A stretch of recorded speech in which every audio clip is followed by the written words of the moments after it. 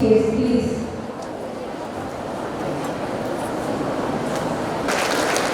Today we have chief guest as Mr. P.K. Saravanan, IRS Deputy Commissioner, Customs and Civil Exchange, Chennai.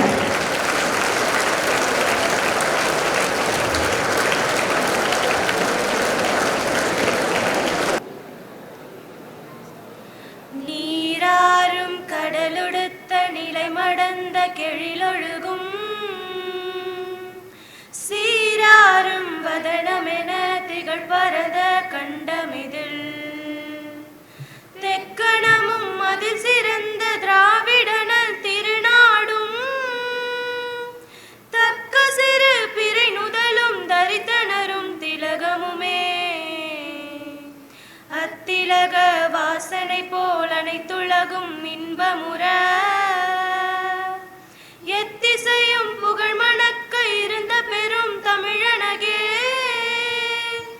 தமிழனகே உன் சீரிழமை திறம் வியந்து செயல் மறந்து வாழ்த்ததுமே வாழ்த்ததுமே வாழ்த்ததுமே.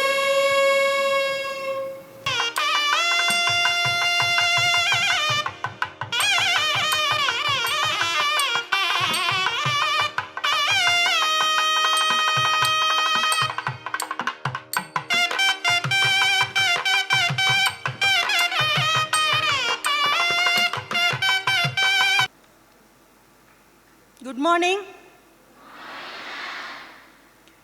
Respected chief guest of today,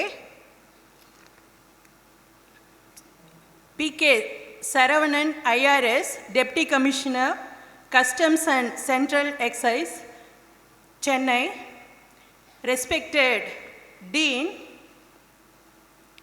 Dr. Vishwanathan, Dhanlakshmi Srinivasan Institute of Medical Science and Hospital, Dr. Suresh Kumar, MSR, Dhanlakshmi Srinivasan Institute of Medical Science and Hospital, Dr. Mohammad Khalid, Principal, Dhanlakshmi Srinivasan College of Pharmacy, Dr. Shanmuga Sundaram, Dean HRDC, Dr. Bharati, Principal, Allied Health Sciences. On behalf of, I am delighted to invite, on behalf of Dhanlakshmi Srinivasan Group of Institution, all our students for this second day event of Civil Service Conclave 3.0. So in this second day function, second day event, I would like to share 4 points with you. So whatever the case, in every man's life, history is very important. Today you are all in the Civil Service Conclave second day event. Last year, when it was conducted, a retired IAS officer has come and he delivered his speech. In that he stated that before independence, so we have to, anybody would like to be a civil service, enter into Indian administrative service, they have Civil Service Commission was set up by London higher authorities in 1854, and civil service aspirants were permitted to for the first time they wrote the exam in 1855. So any Indian who would like to write civil service, they have to go to London to write the exam. So for common people, it's not at all possible. Those who are very affluent society only permitted to write civil service examinations.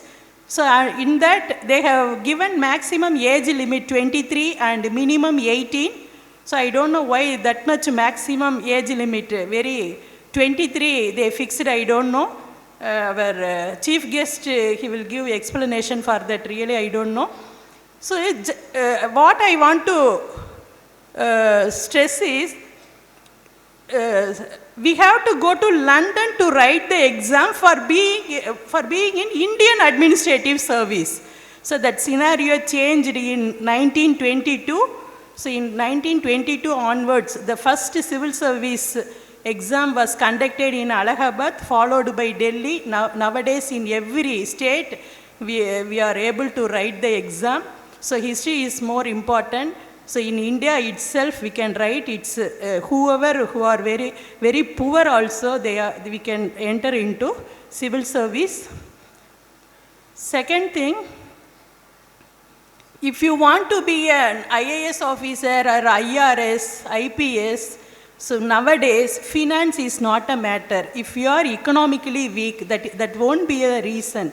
If you are really ignited, if you are really motivated, so you can enter into civil service. So many free coaching centers are there. You can, through Google, so many very young people like our today's chief guest, very young youth, they cleared that civil service in the age of 24, 25 itself. So they didn't pay money, and in coaching service they didn't go through Google, they cleared their exam. So free coaching classes are available. So money is not a matter. So anybody, I am economically weak, so it's not, இது வந்து ஒரு எட்டாக்கணி, that's not true. So anybody can enter. So next thing, last month we invited our IAS of Perambalur district, Karpagam madam. She visited here for graduation day. In that, I only engaged the ma'am. So ma'am asked, that's for B.Ed students. Ma'am கேட்டாங்க, இவங்கெல்லாம் யார் B.Ed exam படிச்சிருக்காங்க ma'am அப்படி சொன்னேன். இவங்களுக்கு என்ன opportunity ma'am கேட்டாங்க. இவங்களுக்கெல்லாம் முடிச்சுட்டு என்ன ஆப்பர்ச்சுனிட்டி அப்படின்னு. என்ன தெரில, நான் சொன்னேன், இல்லை மேம் இவங்க if they complete BSc B.Ed, they can go to primary level school teaching. If they have MSc B.Ed and all higher secondary teaching, they can go. That's all. Like that I said. But when ma'am came to the stage for presidential address, she said she is BSc B.Ed graduate and she cleared that exam. எனக்கு ஒரு செமையாக ஒரு nose cut மாதிரி இருந்தது. BSc பிஎட்டுக்கெல்லாம் ஒரு scope இல்லை அப்படிங்கிற மாதிரி I projected. But she is BSc BEd graduate, she cleared that. Now she is an IAS officer of Perambalur district. Saravanan. So degree is not a matter. Any degree, you may be BA History, Economics, B.Ed, MBBS, Engineering. Last year, one undergraduate student, man, he cleared that IPS exam. So degree is not a matter. Today our chief guest is with us. He is, in airport, customs and central excise, it's a very hectic task. Even then he accepted our invitation. Why means he has some spark to ignite you people. He wanted to, out of 3,000 students, at least some get motivated. That is, he is thinking that that's for his success. Imagine 30 கோடி முகமுடையாள்னு பாரதியார் பாடுனாங்க. இப்போ now we are 150 crores of people. India itself we have 150 crores of population there. In throughout world, more than 1,500 crores of people are there. Every minute reels போடுவாங்க. இன்ஸ்டாகிராமில் அந்த 1,500 crores of people அவங்க வேலை வந்து reels போடுவாங்க, இன்ஸ்டாகிராமில் ஒன்று போடுவாங்க. இதெல்லாம் பார்த்துட்டு இருந்தோன்னா நம்ம லைஃப் வந்து சக்ஸஸ் ஆகாது. ஸோ நமக்குன்னு ஒரு கோல் இருக்கணும். உங்கள் ஸ்டூடெண்ட்ஸ் மாதிரியே தான் இருக்கார் நம்மளோட chief guest. I don't find any difference. உங்களை மாதிரியே தான் அவரு இருக்கார். இந்த very young age he is a deputy commissioner. அந்த வேர்டு இமேஜின், டெப்யூட்டி கமிஷனருங்கிற வந்து ஒரு பெரிய போஸ்ட், அந்த இதுக்கு வந்திருக்காரு. அதனால்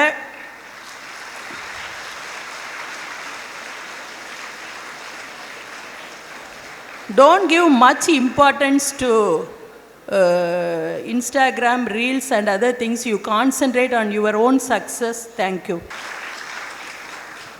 Respected chief guest and my dear friends, it gives me an immense pleasure to address you on the occasion of the Civil Service Conclave 3.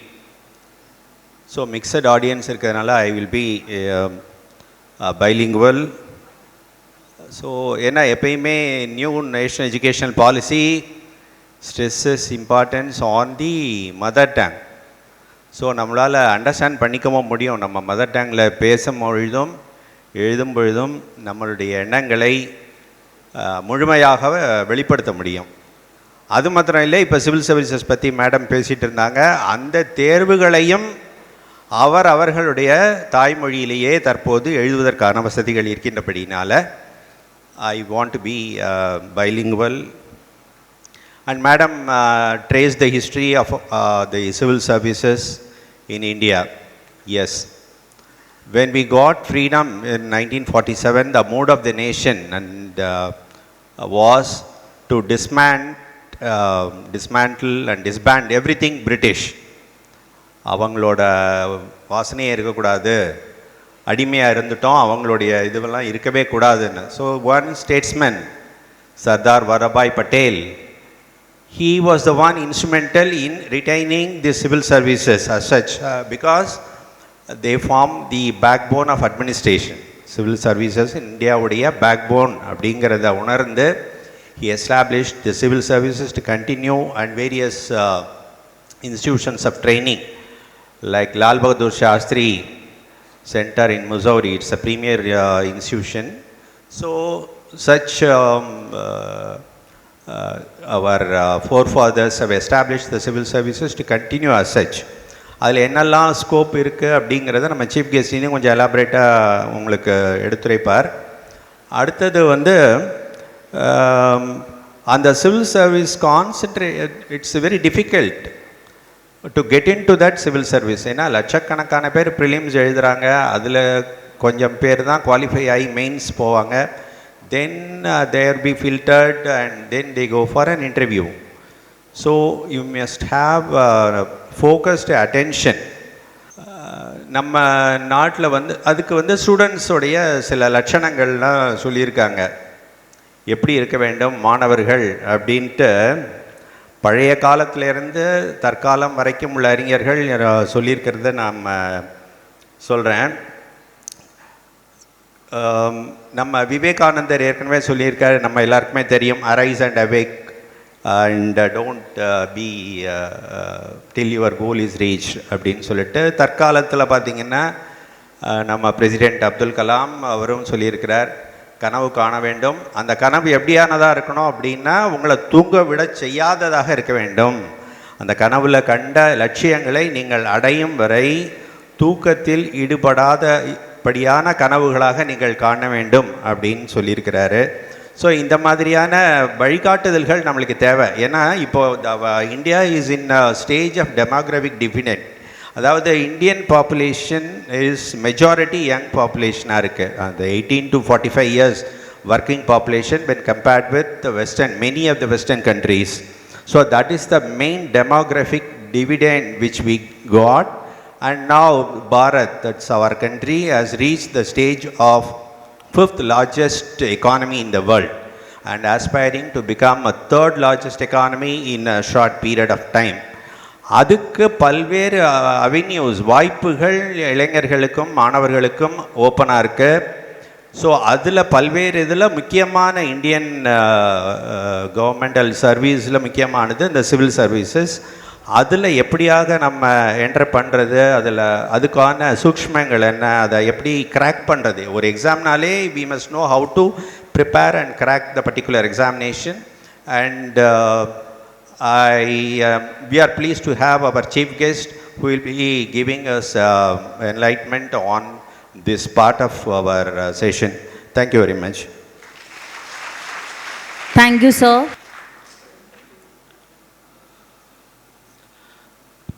Respected chief guests, respected dignitaries on the dais, faculties and beloved students, a warm good morning to one and all.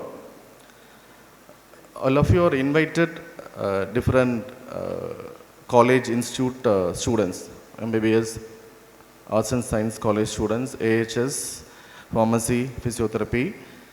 See, the purpose of this gathering, okay, you should know what is civil service and what is conclave. So our chief guest will elaborate it in detail.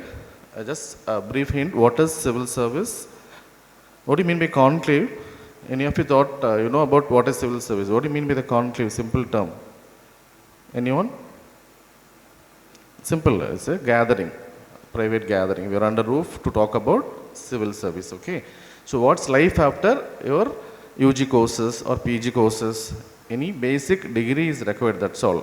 So no need to worry about, as Madam Deansa told, or financial background or need lot of other support to have your civil service exams, nothing like that. So you can have a variety of life, extraordinary life, as you can see a very youngster having a very high post in the government sector. So civil service, vast field, you should all know about that. Basically, civil service is a collective term for a sector of government composed mainly of career civil servants hired rather than appointed or elected, whose institutional tenure typically survives transitions of political leadership. A civil servant, also known as a public servant or a public employee, is a person employed in the public sector by a government department or an agency for public sector undertakings. Be clear, okay? They are not appointed by political parties, appointed by the government. And the study of the civil service is a part of the public service, and they serve the society with dedication. You can also have international civil servant or international staff member as a civilian employee who is employed by an intergovernmental organization. Okay.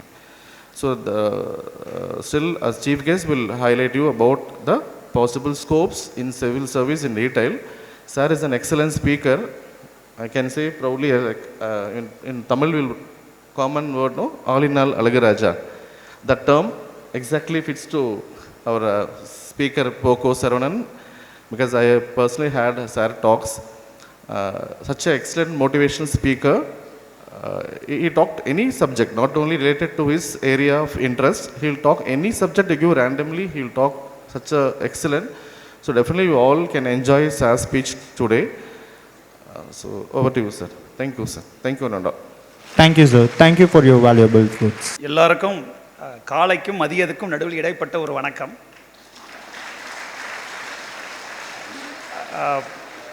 Dhanalakshmi Srinivasan பல்கலைக்கழகத்தினுடைய வேந்தர் அவர்களுக்கும் ஒரு அற்புதமான, நான் ஒரு 1.5 நிமிஷம் பொறுத்திட்டிங்கன்னா செந்தமிழில் பேசிடுவேன், அப்புறம் நம்ம தமிழுக்கு வந்துடுவேன், சரிங்களா? ஓகே. ஒரு அற்புதமான வரவேற்புரை வழங்கிவிட்டு சென்றிருக்கிற முனைவர் உமாதேவி அவர்கள், தனலட்சுமி ஸ்ரீனிவாசன் கலை மற்றும் அறிவியல் கல்லூரியினுடைய தலைவர். ஓகே தான். தனலட்சுமி ஸ்ரீனிவாசன் மருத்துவமனை மற்றும் மருத்துவர்களுடைய தலைவர் விஸ்வநாதன் சார் அவர்களுக்கும், தலைமை மருத்துவ கண்காணிப்பாளர் முனைவர் மருத்துவர் டாக்டர் சுரேஷ்குமார் சார் அவர்களுக்கும், தனலட்சுமி ஸ்ரீனிவாசன் கல்லூரியினுடைய மருந்தியல் துறையினுடைய தலைவர் முகமது ஆலித் சார் அவர்களுக்கும், சண்முகம் சார் அவர்களுக்கும், என்னை அழைத்து வந்த மற்றவர்களுக்கும், இந்த விழாவின் உண்மையான நாயர்களான தம்பிகளுக்கும் தங்கைகளுக்கும் மதிய வணக்கம். முதல்ல ஒரு 2 ரெக்வெஸ்ட். இந்த டீச்சர்ஸ்லாம் எங்கேயாச்சும் சீட்டில் உட்காந்துருங்க. இது எங்களுக்கும் நாம் 2 பேரும் பேசிக்க போகிற நிகழ்வு. இது நடுவில் இவங்க எதுக்கு தடையா? நான் சொல்கிறது கரெக்ட் தானே? யாரும் நிற்க வேணாம், எல்லாரும் நீங்கள் உட்காரலாம். ஏன்னா நீங்களும் உட்காந்து கேளுங்க. இது ஏதோ உங்களுக்கு தண்டனை கொடுத்த மாதிரி இருக்குது, ஒன்றும் பிரச்சனை இல்லை. 2வது வந்து பார்த்தீங்கன்னா, நான் எனக்கு வந்து உங்களுடைய ப்ரொஃபைல் வந்து அவ்வளோவா தெரியாது. ஏன்னா நான் வந்து கிட்டத்தட்ட ஒரு 36 மணி நேரம் டியூட்டி முடிச்சுட்டு வந்திருக்கேன். நான் டாக்டர்ஸை கம்பேர் பண்ணணும் நிலம பரவாயில்ல தான் ஆச்சுங்களா. எனக்கு என்ன தெரியணும்னா, உங்களுடைய ப்ரொஃபைல், நீங்கள் எவ்வளோ பர்சன்டேஜ் ஆஃப் ஸ்டூடெண்ட்ஸ் இருக்கீங்க ஒரு டிபார்ட்மெண்ட்டில் வந்து தெரிஞ்சுக்கிறதுக்காக நான் கேட்குறேன். ஆர்ட்ஸ் அண்ட் அலைட் சயின்சஸில் எத்தனை பேர் இருப்பீங்கப்பா? கொஞ்சம் கை தூக்குறீங்களா? Arts and humanities allied sciences, எப்பா நீங்கள் தான் மெஜாரிட்டி போல். ஓகே. அந்த மெடிக்கல் ஸ்டூடெண்ட்ஸ் ஓகே முன்னாடி. அது ஏன் மெடிசனை மட்டும் முன்னாடி உட்கார வைக்கிறீங்க?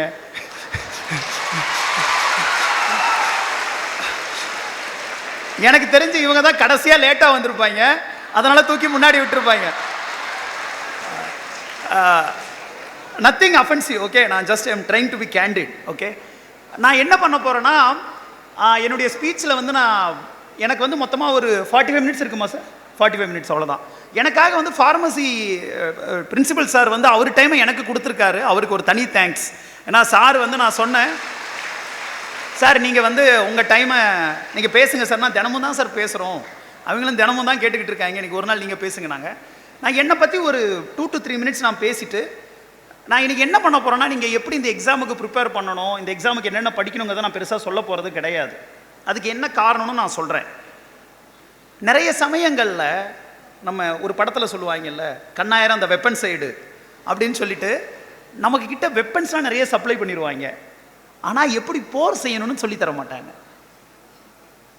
நம்ம கிட்ட பிரச்சனை வந்து வெப்பன்ஸ் இருக்கிறது கிடையாது, நமக்கு சண்டை செய்ய தெரியுதாங்கிறது தான் பிரச்சனை. முதல்ல வந்து நான் என்னை பற்றி சொல்கிறேன். நான் வந்து உங்களுக்குள்ளே பேசாதீங்கப்பா, உங்கள் ஸ்ட்ரென்த் ரொம்ப அதிகம். நான் வந்து வந்த உடனே என்ன நினச்சேன், நல்லா தூங்கிட்டு இருப்பாங்க, நம்ம மட்டுக்கு ஜாலியாக இருக்கலாம் தான் நினச்சிக்கிட்டு வந்தேன். நான் ப்ரிப்பேரே பண்ணலை. சுமாராக நம்ம என்ன பண்ணுவோம், வடிவேல் வக்கீல் வண்டு முருகன் மாதிரி தங்களுக்கு தெரியாத சட்டம் எதுவும் இல்லை, நல்ல சட்டமாக பார்த்து போட்டுக்கொள்வோம் அப்படின்னு சொல்லிட்டு தான் நான் வந்தேன். அதுவும் நான் என்ன நினச்சேன், நம்மளை மாதிரி இந்த கெடா மாடுகள்னு சொல்லப்படுற ஆண் பிள்ளைகள் நிறைய இருப்பீங்கன்னு நான் வந்தேன். வந்தால் பெண்கள் முழுசா. அப்போ வந்து நம்ம ப்ரிப்பரேஷன் ப்ராப்பராக பண்ண உட்காந்து அவசரமாக இங்கே உட்காந்து தான் கூகுள் பண்ணி என்னென்னமோ படித்தேன். இங்கே வந்ததுக்கப்புறம் தான் சொல்கிறாங்க, இதில் ஃபார்மா இருக்காங்க, மெடிசன் இருக்காங்க, ஹார்ட்ஸ் இருக்காங்க, ஹியூமனிட்டிஸ் இருக்காங்க, அப்புறம் மெடிக்கல் சயின்ஸ் இருக்காங்க. இன்ஜினியர்ஸ் யாரும் இல்லை.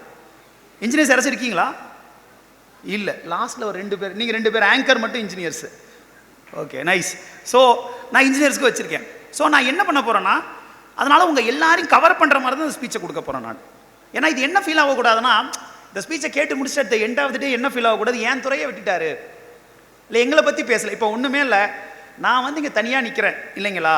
இப்போ எனக்குமே இன்னும் எனக்கு என்ன ஆசையாக இருக்குன்னா, மேபி இந்த ஸ்டேடியமே ஒரு மாதிரி சாய்வாக இருக்குது சார். ஒரு ஸ்டேடியம்ங்கிறது சமமாக இருக்கணும். ஏன்னா எல்லாரும் ஒரே அளவில் ஒரு மனுஷனை பார்க்க முடியறதான ஒரு நியாயமான ஸ்டேடியமாக இருக்க முடியும். இல்லைனா நான் இறங்கி வந்துடுவேன். இப்போ நான் இறங்கி வந்தேன்னா உங்களுக்கு பின்னாடி இருக்கவங்களுக்கு தெரிய மாட்டீங்க. சிவில் சர்வீஸுங்கிறது வேறு ஒன்றுமே கிடையாதுங்க. மேலே இருக்கிற அதிகாரத்தை கீழே நோக்கி வர வைக்கிறதாங்க சிவில் சர்வீசஸ், வேறு ஒன்றும் கிடையாது. நான் வந்து ஒரு இன்ஜினியரிங் ஸ்டூடெண்ட். நான் இன்ஜினியரிங் படிக்கலை. ஏன்னா உண்மையை பேசணும்லே, இவங்க எல்லாம் என்ன பண்ணாங்க, இது நாம் எழுதி கொடுத்த ப்ரொஃபைல். அந்த எழுதி கொடுத்த ப்ரொஃபைலில் நல்ல விஷயத்தை மட்டும்தான் எழுதுவோம் இல்லையா. நம்ம யாரும் வந்து இந்த படம் பார்த்துருப்பீங்கன்னு நினைக்கிறேன். படம் எக்ஸாம்பிள் ஸ்டார்டிங் கொடுப்போம், போக கொடுக்க மாட்டேன், கவலைப்படாதீங்க. நானும் ரவுடி தான் படத்தில் வந்து ராதியை வந்து கொஞ்சம் கூட போட்டுக்கோ அப்படிம்பாங்க இல்லையா.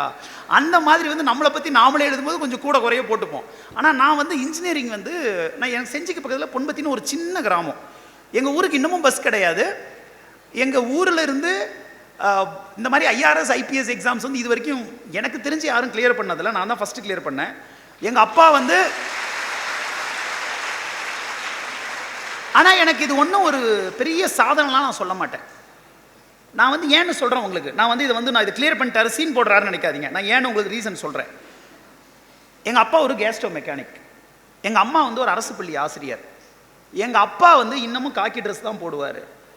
எங்கள் அப்பா வந்து தினமும் ஒரு 4 அடுப்பு கிளியர் பண்ணி குறை இல்லாமல் பண்ணி கொடுப்பாரு. எங்கள் அப்பா வந்து சுற்றி இருக்கிற ஒரு 200 ஊர்களுக்கு எங்கள் அப்பா வந்து அடுப்பு கிளியர் பண்ணி கொடுத்து அவருடைய ஒரு 35 வருஷம் 40 வருஷமாக அடுப்பு க்ளீன் பண்ணிகிட்டு இருக்காரு. கிளியர் பண்ணி கேஸ் ஸ்டவ் மெக்கானிக் கிளியர் பண்ணி கொடுக்குறாரு. இந்த 40 வருஷத்தில் அவர் சரி பண்ணி கொடுத்த ஒரு அடுப்பு கூட வெடிச்சது கிடையாது. அவரை கம்பேர் பண்ணும்போது நான் ஒன்றுமே கிடையாதுன்னு தான் ஃபீல் பண்ணுறேன். இது ஏன் இங்கேருந்து ஆரம்பிக்கிறேன்னா, நான் வந்து ஓரளவுக்கு தான் ஸ்கூலில் படித்தேன். எனக்கு வந்து எங்களுக்கு கிளாஸஸ் எல்லாமே தமிழில் தான் எடுப்பாங்க, இங்கிலீஷில் எடுக்க மாட்டாங்க. இங்கே சில பேர் the people who are from other states or who are from non-Tamil background, you have to kindly bear with me because the majority are Tamil. I am talking in Tamil, but during question sessions you can ask questions in English, I would answer in English. ஏன்னா இங்கே நீங்கள் majority தமிழில் இருக்கிறதுனால நான் தமிழில் பேசுகிறேன், தப்பாக எடுத்துக்காதீங்க. அப்போ நான் வந்து காலேஜ் ஆஃப் இன்ஜினியரிங் கிண்டி நீங்கள் கேள்விப்பட்டிருப்பீங்களான்னு தெரியல, அண்ணா யூனிவர்சிட்டின்னு சொல்லுவாங்க. அங்கே வந்து என் மார்க்குக்கு வந்து கடைசி டிபார்ட்மெண்ட் கிடைக்கிற மாதிரி இருந்தது. நமக்கு நிறைய டைம் சொல்லி தர்றது என்னன்னா, இந்த முதல் வரிசையை நான் சொன்னேன் இல்லையா, முதல் வரிசை வந்து நான் இன்னும் ஆரம்பிக்கவே இல்லை சார், அதுக்குள்ளே தண்ணி கொடுத்தா எப்படி சார். முதல் வரிசை இருக்கு இல்லையா, அந்த முதல் வரிசைக்கு மட்டும்தான் முன்னுரிமை. இந்த கடைசி வரிசை நடுவில் இருக்க வரிசைலாம் இவங்க யாருமே கண்டுக்கிறது கிடையாது. அது நான் ரொம்ப ஒரு தப்பான விஷயம் நினைப்பேன். எங்கள் காலேஜில் அந்த கடைசி டிபார்ட்மெண்ட் எங்கள் டிபார்ட்மெண்ட் தான். அதுவும் அந்த கடைசியிலையும் கடைசியாக மார்க் இருக்கிற 2 பேர், நானும் என் மாப்பிள்ளை ரங்கராஜனும். அந்த மோசமானவங்களே முக்கியமானவங்க. கிளாஸில் போய் உட்காந்தா வாத்தியார் நடத்துறது நமக்கு புரியாது, நாம் பேசுறது வாத்தியாருக்கு புரியாது. இப்படியே 2 வருஷம் போயிடுச்சு. 4 அரியர் கம்மியாக இருக்கலாம் உங்களுக்கு, ஆனால் அது எனக்கு பெருசு. ஏன்னா நான் கல்வி கடனில் படித்தேன், எஜுகேஷன் லோனில் படிச்சுக்கிட்டு இருந்தேன். அப்படி படிக்கும்போது நீங்கள் அரியர் இருந்தால் உங்களுக்கு பேங்க் மேனேஜர் லோன் கொடுக்க மாட்டார். அந்த ரூல் இருக்குது, உங்களுக்கு எத்தனை பேருக்கு தெரியும்னு தெரியல. நீங்கள் அரியர் விழுந்துருச்சுன்னா உங்களுக்கு அடுத்த இயருக்கு லோன் கிடைக்காது. அப்படி லோனெல்லாம் போய் எங்கள் அம்மா அப்பா தான் அந்த லோனெல்லாம் வந்து பார்த்தீங்கன்னா கட்டினாங்க. லோன் இல்லாமல் ஸ்கூல் காலேஜ் ஃபீஸ் கட்டினாங்க, திட்டிக்கிட்டே கட்டினாங்க. அந்த லோனை கூட ஒரு 2 வருஷம் முன்னாடி தான் அடைச்சோம். அப்படி இருக்கும்போது என்னாச்சுன்னா ஒரு சம்பவம் நடந்தது. எங்கள் காலேஜில் வந்து நான் வந்து ரொம்ப சரியாலாம் படிக்கல, ரொம்ப நான் சீரியஸாக இருந்தேன்னு வச்சுக்கோங்களேன். 2 விஷயம் நடந்தது. இந்த 2 விஷயத்துல தான் என் உரையை தொடங்கலாம்னு நினைக்கிறேன். நீங்கள் எல்லாருமே வந்து இந்த வாழ்க்கை எதை நோக்கி போயிட்டு இருக்குன்னு வடிவேல் கேட்குற மாதிரி தான் நம்ம எல்லாருமே யோசிச்சுக்கிட்டு இருக்கோம். இங்கே மெஜாரிட்டி அந்த பக்கம் உட்காந்துக்கிட்டு எதுக்கு இந்த செஷனை வச்சாங்க, நம்மளை எதுக்கு இங்கே உட்கார வச்சாங்க, இது யார் பெத்த பிள்ளையோ இது வந்து ஏன் பேசிக்கிட்டு இருக்கு இல்லையா, இப்படிப்பட்ட ஒரு மைண்ட் செட்டில் தான் இருக்கீங்க. இன்னமும் நான் ரொம்ப ஃப்ராங்காக சொல்லணும்னா, இந்த மைக் இன்னும் தூக்கணும்னு நினைக்கிறேன் இல்லையா, இப்படியே பார்த்தா பேசணும்னு நினைக்கிறேன். இன்னமும் ஃப்ராங்காக சொல்லணும்னா, நான் இந்த சிவில் சர்வீஸ் எக்ஸாம் பற்றியெல்லாம் இப்படி ஒரு எக்ஸாம் இருக்கிறது எனக்கு 21 வயசு வரைக்கும் தெரியாது. 21 வயசு வரைக்கும் தெரியாது. இது தெரிஞ்சு நான் எக்ஸாம் ப்ரிப்பரேஷன் ஆரம்பித்தது 22 ஆரம்பித்து நான் வந்து இந்த எக்ஸாம் சீரியஸாக எடுத்துக்கிட்டது 24. நான் ஃபஸ்ட் அட்டெம்ப்ட்டில் ஃபெயில் ஆகிட்டேன், செகண்ட் அட்டெம்ப்ட்டில் கிளியர் பண்ணேன். எனக்கு இது தெரியறதுக்கே கிட்டத்தட்ட வந்து ஒரு 5, நீங்கள் யோசிச்சு பாருங்கள், 17 வயசில் நான் காலேஜ் போகிறேன், 7 வருஷம் ஆச்சு இந்த எக்ஸாம் என்னென்னு புரியறதுக்கு. ஆனால் என் லைஃப்பில் வந்து எது என்ன மாற்றிச்சுன்னா திரும்பி பார்க்கும்போது 2 விஷயத்தை மட்டும் தான் நான் சொல்லுவேன். நான் சொன்னேன் இல்லையா, கிளாஸில் வந்து இங்கிலீஷ்லேயே நடத்துவாங்க, தமிழில் பேசினா ரொம்ப மட்டமாக பார்ப்பாங்க, தமிழில் சொன்னால் வந்து அப்படியே ஒரு 2ஆம் தர குடிமக்களை பார்க்குற மாதிரி, செகண்ட் கிளாஸ் சிட்டிசன்ஸை பார்க்குற மாதிரி தான் நடத்துவாங்க. அது ஓகே, எனக்கு புரியுது, அது இங்கிலீஷ் மீடியம் காலேஜ் அப்படி தான் இருக்கும். அப்போ என்ன ஆச்சுன்னா, எங்கள் காலேஜில் வந்து எனக்கு ஒரு நிறைய பேப்பரில் அரியர் இருந்தது. அதில் கன்ஸ்ட்ரக்ஷன் மெட்டீரியல்னு ஒரு பேப்பரில் நான் பார்டரில் இருந்தேன், பாஸ் ஆகனா ஃபெயில் ஆகணான்னு தெரியல. அப்போ என்ன ஆச்சு, அந்த பேப்பருக்கு அசைன்மெண்ட்டுன்னு ஒன்று கொடுப்பாங்க.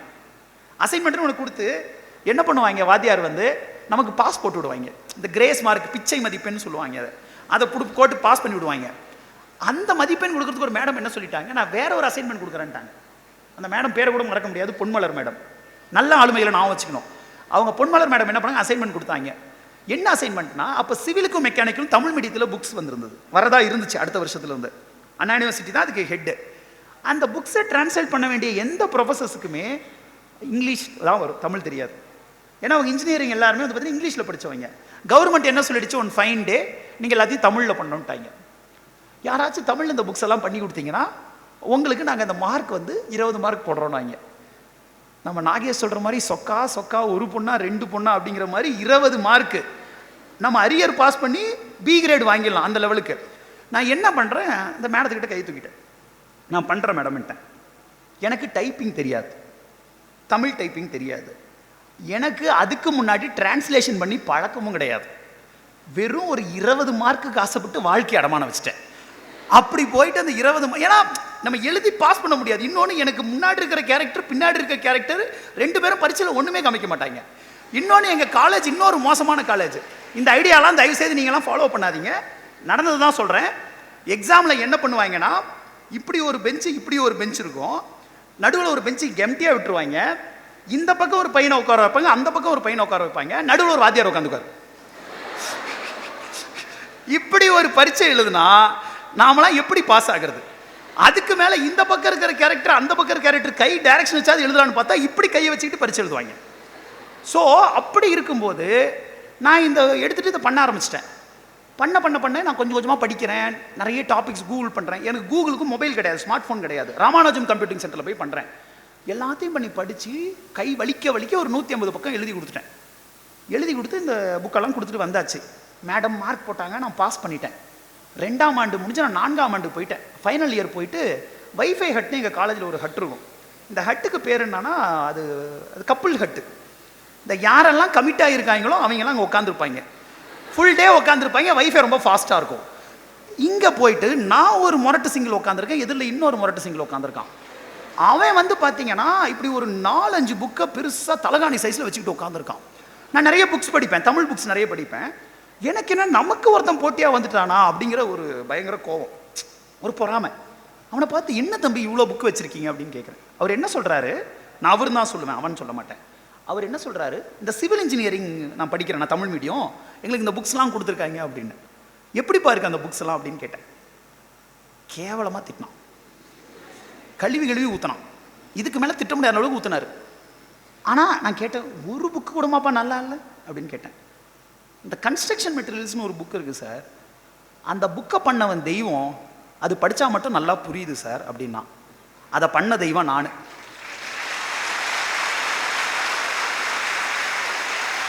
அந்த பையன் முடிச்சுட்டு இப்படி எழுந்து போயிட்டான். நான் பண்ண தெய்வம் நானும் சொல்லலை. அந்த வைஃபைட்டில் உட்காந்து அப்படியே நான் அழுதேன். எனக்கு அன்னைக்கு தான் வாழ்க்கையில் முறையாக ஒன்று புரிஞ்சுது. என்ன புரிஞ்சுதுன்னா, எனக்கு ஒரு பிரச்சனை இருக்குன்னா அதே பிரச்சனை 100 பேருக்கு இருக்கு. எனக்கு இங்கிலீஷ் வரலைன்னா அவனுக்கும் இங்கிலீஷ் வரலை. ஆனால் நான் இங்கிலீஷை முயன்று கற்றுக்கிட்டு ஒரு விஷயத்தை பண்ணி இவனுக்கு கொடுக்கும்போது என்ன மாதிரி ஒரு 100 பேர் அதனால் பயனடைகிறான் இல்லையா? அப்படிப்பட்ட ஒரு வாழ்க்கையை வாழணும்.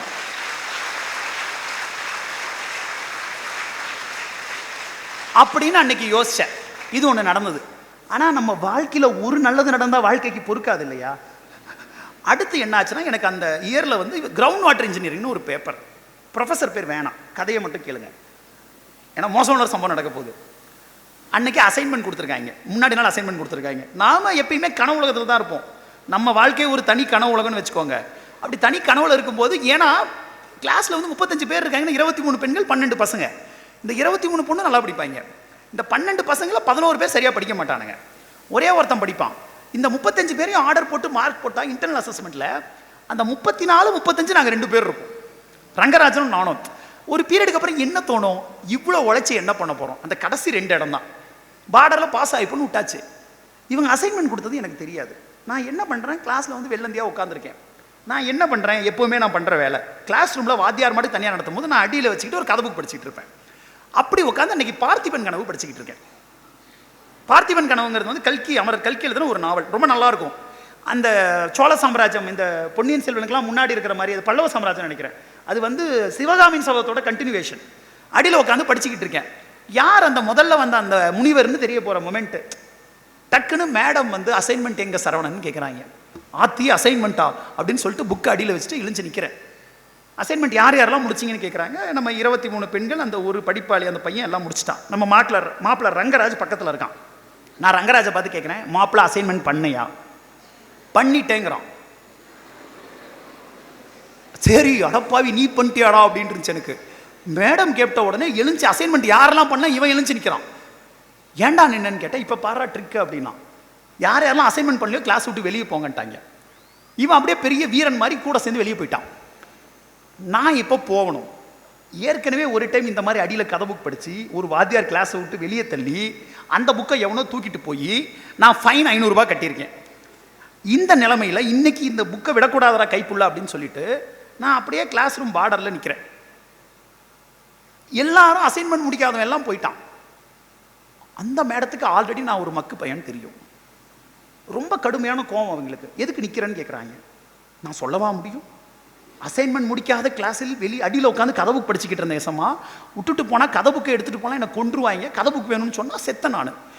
அதனால் நான் என்ன பண்ணுறேன், இப்படியே நிற்கிறேன், இந்த வளைஞ்சு இழிஞ்சு நிற்கிறேன். அவங்க என்ன பண்ணுறாங்க, பயங்கர டென்ஷன் ஆகிட்டாங்க. யாராக இருந்தாலும் ஆவாங்க இல்லை. அசைன்மெண்ட் முடிக்காதது முதல் குற்றம், கிளாஸ் ரூம் வெளியே நிற்கிறது 2வது குற்றம், கேட்கிற கேள்விக்கு பதில் சொல்லாது 5வது குற்றம். அப்படி நிற்கும் போது நான் என்ன அடிச்சு அந்த மேடத்துக்கு ரொம்ப இரிட்டேஷன் ஆகிடுது. அவங்க இரிட்டேஷன் ஆகிட்டு என்ன பண்ணாங்க, மேடம் திடீர்னு ஒரு வார்த்தை அவங்க காதுலேருந்து கேட்டுச்சு. அது என்ன வார்த்தைனா, போடுங்க முட்டிய அப்படின்னா.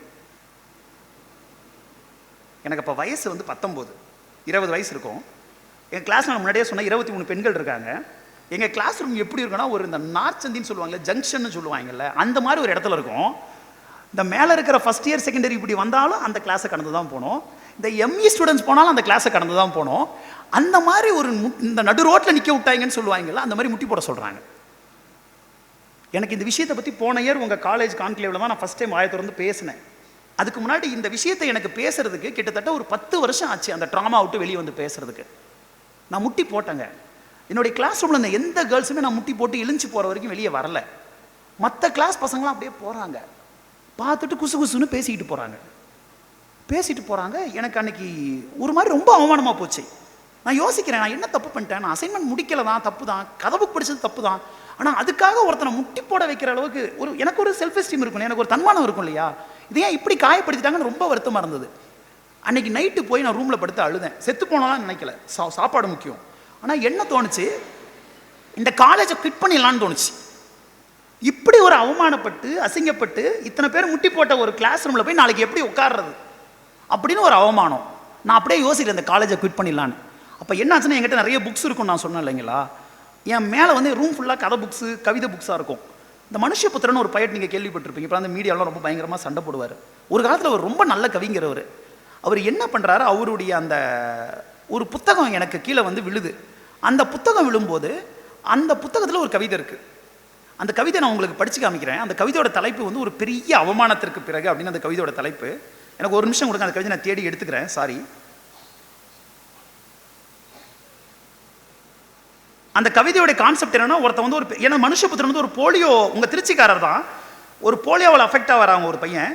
ஒரு போலியோவில் அஃபெக்ட் ஆனதுக்கப்புறம் வந்து பார்த்தீங்கன்னா அவர் வந்து பார்த்தீங்கன்னா அவர் வந்து ஒரு போலியோவில் அஃபெக்ட் ஆகி அவர் நடக்கவே முடியாத ஒரு பீரியடில் இருக்கும் பொழுது அவர் ஒரு டோட்டலி வீல் சேர் இடமாக இருந்து அவர் காலேஜ்லாம் போக முடியாமல் கஷ்டப்பட்ட சூழலில் தான் எப்படிப்பட்ட அவமானங்கள்லாம் சந்திச்சோம் அப்படிங்கிறத மனசில் வச்சுக்கிட்டு மனுஷபுத்திரன் ஒரு கவிதை எழுதுறாரு. அந்த கவிதை தான் ஒரு பெரிய அவமானத்திற்கு பிறகு எங்கேயோ போய் மாட்டிக்கிச்சு. ஒரே நிமிஷம், சாரி. இந்த வாழ்க்கையில் ப்ரிப்பேர் பண்ணாமல் தான் இப்படி தான் ஆகும்.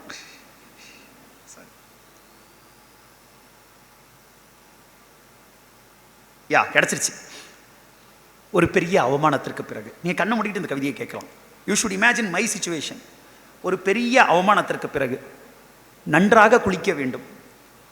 வெந்நீராக இருந்தால் மிகவும் நல்லது. இருப்பதிலேயே நல்ல அதிகம் பயன்படுத்தாத தெம்பூட்டும் ஆடையை அணியலாம். தெருவில் இறங்கி நடக்கும்போது அடிக்கடி திரும்பி பார்க்க வேண்டியதில்லை. கிளாஸ் ரூமில் இத்தனை பேர் நம்மளை அவமானமாக பார்த்தாங்கல்ல, நம்ம கூனி குறுக்க வச்சாங்கல்ல, திரும்பி பார்க்க வேண்டியதில்லை. அதிக இறுக்கம், ஒரு இப்படி உருன்னு இருக்கக்கூடாது. அதிக இணக்கம், நல்லாவும் சிரிக்கக்கூடாது. இரண்டுமே நம்மை காட்டி கொடுத்து விடும். குழந்தைகளை இயல்பாக கொஞ்ச வேண்டும். மர்மமாக புன்னகைப்பவர்களே, மாட்னாடா மானஸ்தன் கதை புக்கா படிக்கிறாங்க கிளாஸில் அப்படின்னு மர்மமாக புன்னகைப்பவர்கள், கேட்காமலேயே தம் கனிவை வழங்குபவர்கள், செயற்கையாக பேச்சை மாற்றுபவர்கள். என்னோட ஃப்ரெண்ட்ஸ் யாருமே இந்த டாபிக் பற்றி என்கிட்ட பேசல. செயற்கையாக பேச்சை மாற்றுபவர்கள் எல்லோரையும் நாகரிகமாக வணங்கலாம். சாதுரியமாக விரைவாக தப்பி சென்று விட வேண்டும். நாம் மதிக்கப்படும் ஒவ்வொரு இடத்திலிருந்தும் யாராச்சும் அது மதிக்கிறாங்கன்னு தெரியல, நான் ஒரு மரியாதை கெட்டவன்டா, எனக்கு மானம் கிடையாதடா, இப்படி அசிங்கப்பட்டண்டா அப்படின்னு தோணும். தனித்த அறை ஒன்றில் மனம் கசந்து அழும்போது கதவு தட்டும் ஓசை கேட்டு கண்களை துடைத்துக் கொள்ள வேண்டும். அடுத்த 2 லைன் தாங்க என் வாழ்க்கை ஃபுல்லாக மறக்க மாட்டேங்க. எல்லையற்றது இந்த உலகின் தீமை, எல்லையற்றது இந்த உலகின் கருணை.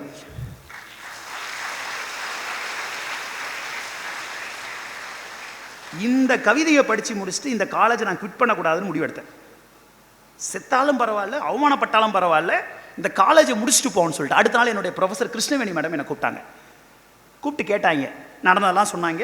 ஏன் அப்படி பண்ணேன்னு கேட்டாங்க. அப்புறம் என்ன சொன்னாங்க, நீ என்ன பண்ணுற தெரியுமா அப்படின்னாங்க. என்ன மேடம் பண்ணுறதுன்னு. யூபிஎஸ்சி எக்ஸாம் எழுதுனாங்க. நான் யூபிஎஸ்சியா அப்படின்னு இந்த ஐஏஎஸ்க்கான எக்ஸாம்ப்பா அப்படின்னா. என்ன மேடம் விளையாடுறீங்களா அப்படின்னு கேட்டேன். நான் 4 அரியர் வச்சு கிளியர் பண்ணியிருக்கிறேன், என்னால் வந்து பார்த்தீங்கன்னா இந்த எக்ஸாமே படிக்க முடியல. இல்லைப்பா, நீ அதுக்கு படி, உனக்கு பிடிச்ச தமிழ் எடுத்து படி, நீ யூபிஎஸ்சி விருப்பப்படாமல் தமிழுக்கு எடுத்து படி, நீ எக்ஸாம் எழுதி பாஸ் பண்ணு, நீ நல்ல சிவில் சர்வெண்ட்டாக வருவேன்னு சொன்னாங்க. என்னை எந்த கிளாஸ் ரூமில் முட்டி போட வச்சாங்களோ அதே கிளாஸ் ரூமுக்கு 7 வருஷம் கழித்து நான் சீஃப் கெஸ்ட்டாக போய் நின்னேன்.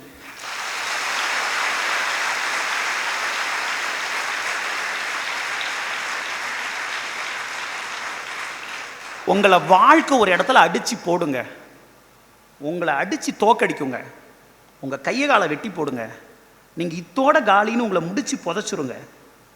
நல்லா நான் வச்சுக்கோங்க, நீங்கள் எங்கே புதைக்கப்படுகிறீர்களோ, நீங்கள் எங்கே வீழ்த்தப்படுகிறீர்களோ, அங்கிருந்து தான் உங்கள் வாழ்க்கை தொடங்க வேண்டும், அங்கிருந்து தான் நீங்கள் வெல்ல வேண்டும்.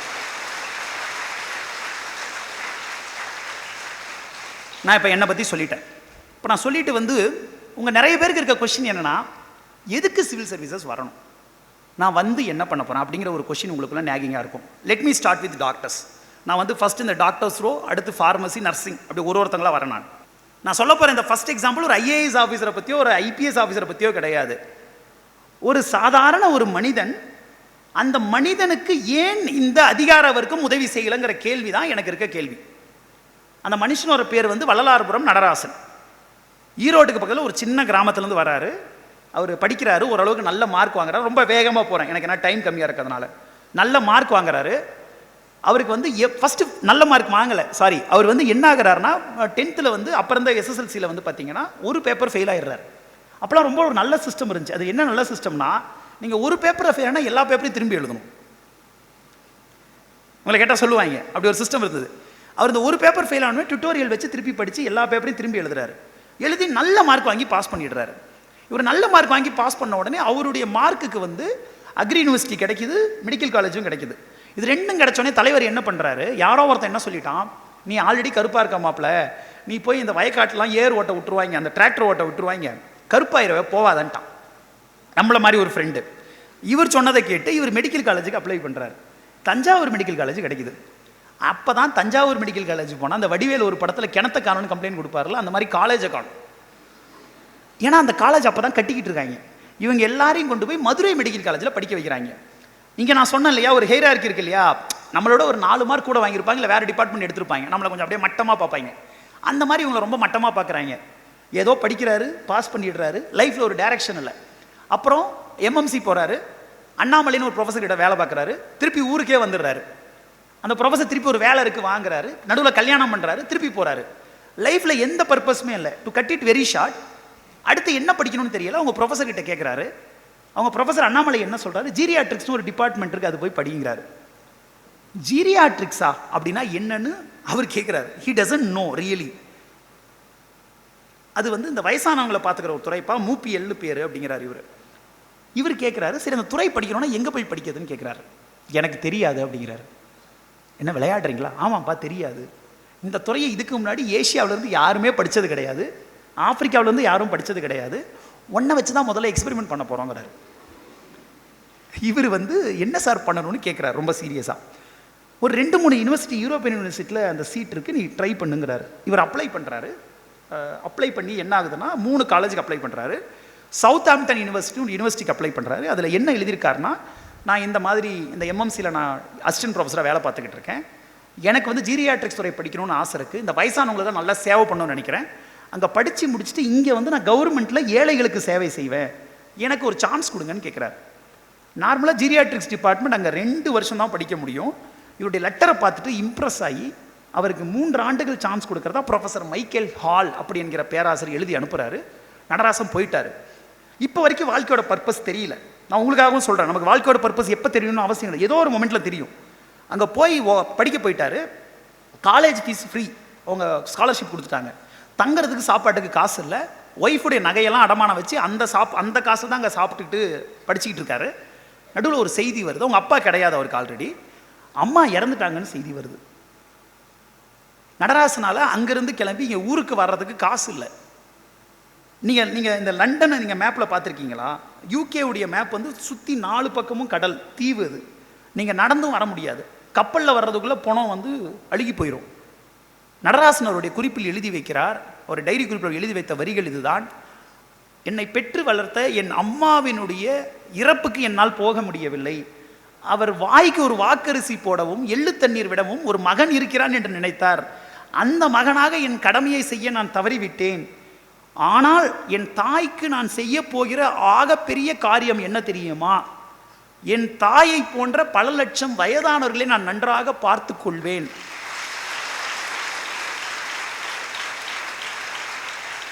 அப்படின்னு எழுதி வச்சுட்டு அவர் என்ன பண்ணுறாரு, 3 வருஷம் ஓயாமல் படிக்கிறாரு. You can believe he became the topper in that college with umpteen number of gold medals. எல்லாத்தையும் வாங்கிட்டு சென்னைக்கு வந்தார். நீங்கள் நம்ப மாட்டீங்க, ஒரு ஜீரியாட்டிக்ஸ் டிபார்ட்மெண்ட்டுக்கு ஒரே ஒரு ஃப்ளோரை வந்து காலி பண்ணுறதுக்கு ஐஏஎஸ் ஆஃபீஸர்ஸ் கிட்ட he has to wait for 10 bloody damn years. வயசானவங்களுக்காக ஒரே ஒரு தட்டுமுட்டு சாமான் இருக்கிற ஒரு ரூமை வெக்கேட் பண்ணி கொடுத்து அந்த ரூமில் வந்து வயசானவங்களுக்கு treatment கொடுக்கணுங்கிறதுக்காக he waited for 10 years. I still wonder, had there been a medical student, had there been a pharmacology student as an IAS, had there been a nursing student as an IAS, அந்த 10 ஆண்டுகள் என்பது ஒரே நாளில் முடிந்திருக்கும் அல்லவா என்கிற வழி எனக்கு இன்றைக்கு வரை இருக்கிறது. அந்த நடராசன் அதற்கு பிறகு போராடி பத்மஸ்ரீ விருது பெற்று இன்னைக்கு இந்தியன் ஜீரியாட்ரிக்ஸ்னுடைய தந்தை என்றால் அது VS நடராசன் தான் என்பதை நாம் நினைவில் கொள்ள வேண்டும். நீங்கள் உங்கள் செட்டப்பில் 1000 விஷயங்களை பார்ப்பீங்க, 1000 கேள்விகள் இருக்கும். ஏன் இந்த சிஸ்டம் இப்படி இருக்குது, ஏன் இங்கே நிலைமை மோசமாக இருக்குது, ஏன் எங்கள் டாக்டர்ஸை வந்து அடிக்கிறாங்க, இல்லை ஏன் எங்களை இப்படி மோசமாக நடத்துகிறாங்க, நர்சஸ்க்கு ஏன் இவ்வளோ சம்பளம் கம்மியாக இருக்குது, இப்படி உங்களுக்கு 1008 கேள்வி இருக்கா? இதற்கான ஒரு பதில் நீங்களே ஒரு நல்ல ஹாஸ்பிட்டலோ ஒரு நல்ல இன்ஸ்டிடியூஷனோ ஆரம்பிக்கலாம், இல்லை நீங்கள் சிவில் சர்வீஸ்க்குள்ளே வரலாம். This is my first point for you. அடுத்தது வந்து இங்கே நிறைய பேர் வந்து ரொம்ப ஹம்பிளான ரொம்ப கஷ்டப்படுற ஏழை குடும்பங்கள்லேருந்து வருவீங்க. உங்களுடைய அடுத்த கேள்வி என்னவாக இருக்கும், சார் என்கிட்ட கையில் காசு கிடையாது, how can I prepare for exams? உங்களுக்கு ஒரு முக்கியமான ட்ரிக்கு சொல்லவா, நான் முக்கியமான ட்ரிக்கு சொல்லவா? சண்டையில் ஜெயிக்கிறவன் யார் தெரியுமா? சத்தான ஆள் கிடையாது, தைரியமான ஆள். சண்டையில் ஜெயிக்கிறவன் யார் கிடையாது? சத்தான ஆள் கிடையாது, தைரியமான ஆள். நீங்கள் கொஞ்சம் பொறுமையாக யோசிச்சு பாருங்க. ரீசெண்டாக ஒரு புக் வந்துச்சு, அவுட்லையர்ஸ்னு ஒரு புக்கு.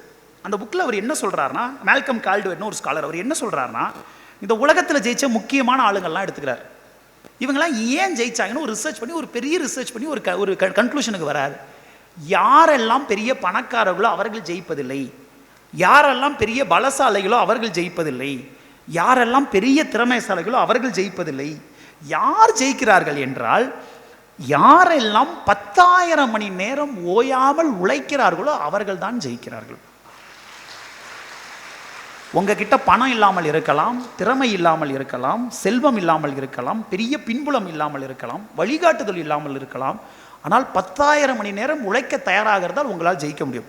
எனக்கு இதை சொல்லும்போது டக்குன்னு ஞாபகம் வர கேரக்டர் யாருன்னா, ஆனிஸ் கண்மணின்னு ஒருத்தவங்க. நீங்கள் போய் கூகுள் பண்ணி பாருங்கள், ஆனிஸ் கண்மணி. இவங்க யாருன்னா, கேரளாவில் மெடிசன் படிக்கணும்னு ஆசைப்பட்டு எக்ஸாம் எழுதி ஃபெயில் ஆகி போன ஒரு ஸ்டூடெண்ட். அப்படி மேடம் ஃபெயில் ஆனதுக்கப்புறம் என்ன பண்ணுறாங்க, நர்சிங் சேர்றாங்க. நர்சிங் சேர்ந்து பிஎஸ்சி நர்சிங் சேர்ந்து படித்து முடிக்கிறாங்க. படித்து முடிச்சுட்டு அடுத்து கோச்சிங் போனோன்னா கையில் காசு இல்லை. அப்படி காசு இல்லாத நிலைமையில் அவங்க என்ன பண்ணுறாங்கன்னா, மேடம் வந்து கவர்மெண்ட் நடத்துகிற ஸ்டேட் சிவில் சர்வீசஸ் இன்ஸ்டியூட்டில் சேர்ந்து படிக்கிறாங்க. உங்களுக்கு தெரியுமான்னு தெரியாது, தமிழ்நாட்டில் நம்மளுடைய தமிழக அரசாங்கம் ஆரியபுரத்தில் ராஜா அண்ணாமலைபுரத்தில் ஒரு இன்ஸ்டியூட் வச்சுருக்காங்க, அண்ணா இன்ஸ்டியூட் ஆஃப் மேனேஜ்மெண்ட்னு பேர். நீங்கள் ஒழுங்காக ஒரு என்ட்ரன்ஸ் எழுதி பாஸ் பண்ணினீங்கன்னா உங்களுக்கு மாதம் ஒரு 10,000 கிட்ட ஸ்டைஃபன் கொடுத்து, உங்களுக்கு ஃப்ரீயாக கோச்சிங் கொடுத்து, உங்களை இன்டர்வியூ வரைக்கும் கொண்டு போய் சேர்க்கறதுக்கான ஒரு அமைப்பு அங்கே இருக்குது. அப்படிப்பட்ட ஒரு அமைப்பில் படித்து அவங்க என்ன பண்ணுறாங்க, அந்த எக்ஸாம்ஸ் இங்கிலீஷ் சரியாக வரலை, அதை வந்து வெளியே போய் சின்ன ஒரு ஃப்ரெண்ட்ஸ் கிட்ட சேர்ந்து படித்து கற்றுக்குறாங்க. எல்லாம் படித்து ஃபஸ்ட் அட்டம்ப்டில் இந்தியன் சிவில் அக்கௌண்ட் சர்வீஸ் வாங்கி அவங்க செலக்ட் ஆகிறாங்க. செகண்ட் அட்டம்ப்டில் 65வது ரேங்க் வாங்கி ஐஏஎஸ் ஆஃபீஸர் ஆகி கர்நாடகாவில் போய் ஐஏஎஸாக சேர்றாங்க 2012. சேர்ந்ததில் விஷயம் நான் எதுக்காக சொல்கிறேன்னா, இப்போ நீங்கள் நிறைய இங்கே மெடிக்கல் அண்ட் கிளினிக்கல் ஸ்டூடெண்ட்ஸ் இருக்கிறதுனால சொல்கிறேன். கொடகு டிஸ்ட்ரிக்ட்னு ஒரு டிஸ்ட்ரிக்டில் அவங்க மேடம் வந்து கலெக்டராக இருக்காங்க. உங்களுக்கு தெரியுமான்னு தெரியாது, இந்த 2020 கோவிட் பீக்கில் இருந்தப்போ, being a nursing student, having a medical background, when madam was there as the collector, என்னாச்சுன்னா ஊரில் எல்லா பக்கமும் கர்நாடகாவில் Covid cases at the peak இருக்கும்போது, இல்லை இந்தியா முழுக்கவே பீக்கில் இருக்கும்போது 28 நாள் அட் அ ஸ்ட்ரெச் கொடகு டிஸ்ட்ரிக்டில் மட்டும் 0 கேசஸ். 28 நாள் முழுக்க இந்த ஒரே ஒரு ஐஏஎஸ் ஆஃபீஸரால் கோவிட் கேசஸ் 0. நீங்கள் யோசிச்சு பாருங்கள், ஒரே ஒரு நர்சிங் ஸ்டூடெண்ட், ஒரே ஒரு மெடிக்கல் பேக்ரவுண்ட் இருக்க student, if they can do so many wonders, we have hundreds of people here, how many wonders we can டூன்னு யோசிச்சு பார்த்துக்கோ.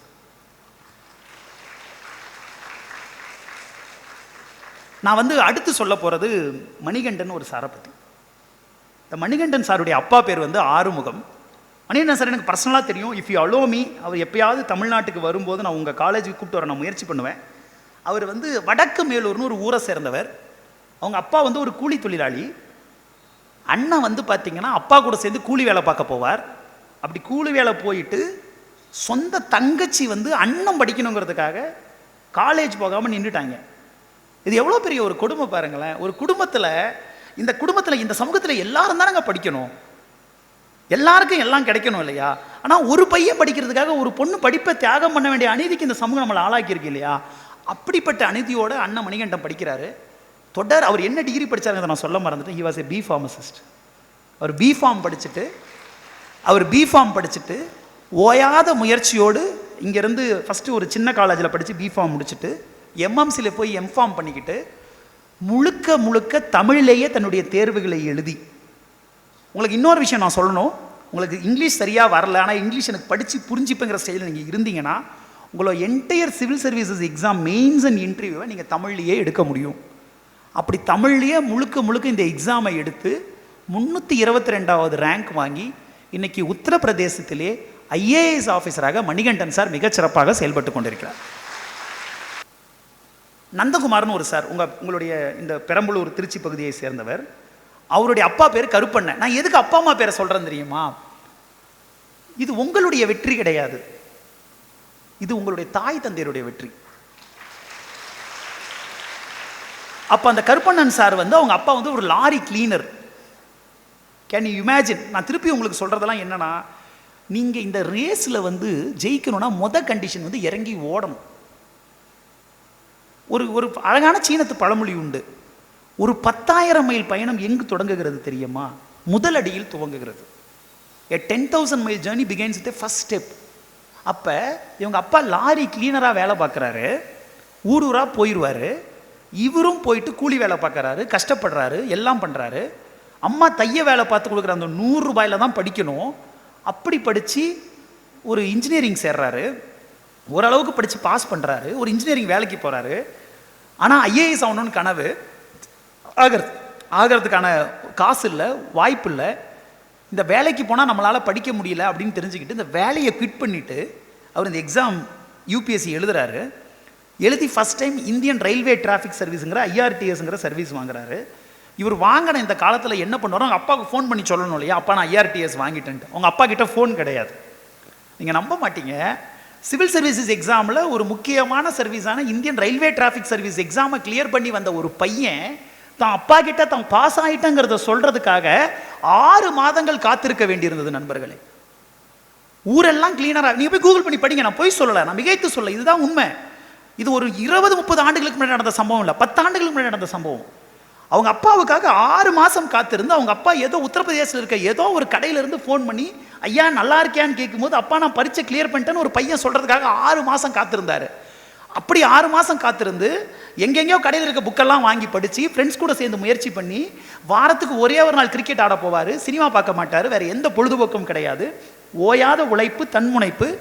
அடுத்த முறை எக்ஸாம் எழுதினாருங்க, IAS ஆகி தமிழ்நாட்டுக்கே வந்தாருங்க. பெருமையாக சொன்னார், ஒரு கிளீனரின் மகன் இன்றைக்கு ஆட்சி பணியாளர் என்கிற பெருமையை என் தந்தைக்கு நான் சேர்த்தேன் அப்படின்னு சொன்னார்.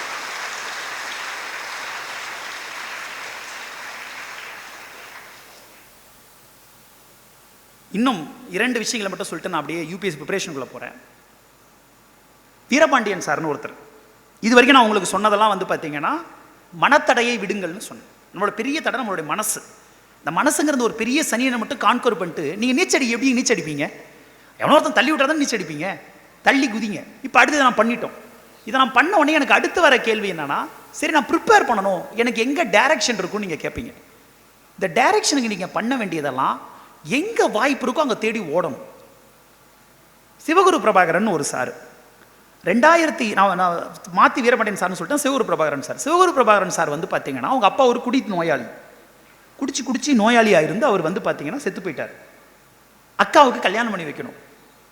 இவரை என்ன பண்ணுறாங்க, +2வோட ட்ராப் அவுட் ஆகிக்கன்னு சொல்லிடுறாங்க. +2வோட college school drop out, school முடிஞ்சு போச்சு, +2 முடிச்சோடனே போதும்னு நிறுத்திட்டாங்க. 5 வருஷம் சாமில்ல தொழிலாளியாக வேலை பார்க்குறாரு. He became a laborer. 5 வருஷம் கழிச்சு 22 வயசுல இன்ஜினியரிங் காலேஜுக்கு ஒரு பொண்ணு அப்ளை பண்ணுறாங்க. 5000 ரூபாய் கொடுத்து அப்ளை பண்ண, நீ ஹெல்ப் பண்ணுப்பா, நீ கொஞ்சம் படிச்சிருக்குன்னு சொல்லும்போது, சார் எனக்கு 5000 கடன் தாரீங்களா, இந்த வாய்ப்புக்காக சொல்கிறேன் அப்படின்னு கேட்டு இன்ஜினியரிங் படிக்க வராரு. தந்தை பெரியார் இன்ஜினியரிங் காலேஜில் இன்ஜினியரிங் படிக்கிறாரு. படிக்க போனால் அவருக்கு வந்து இங்கிலீஷே வராது.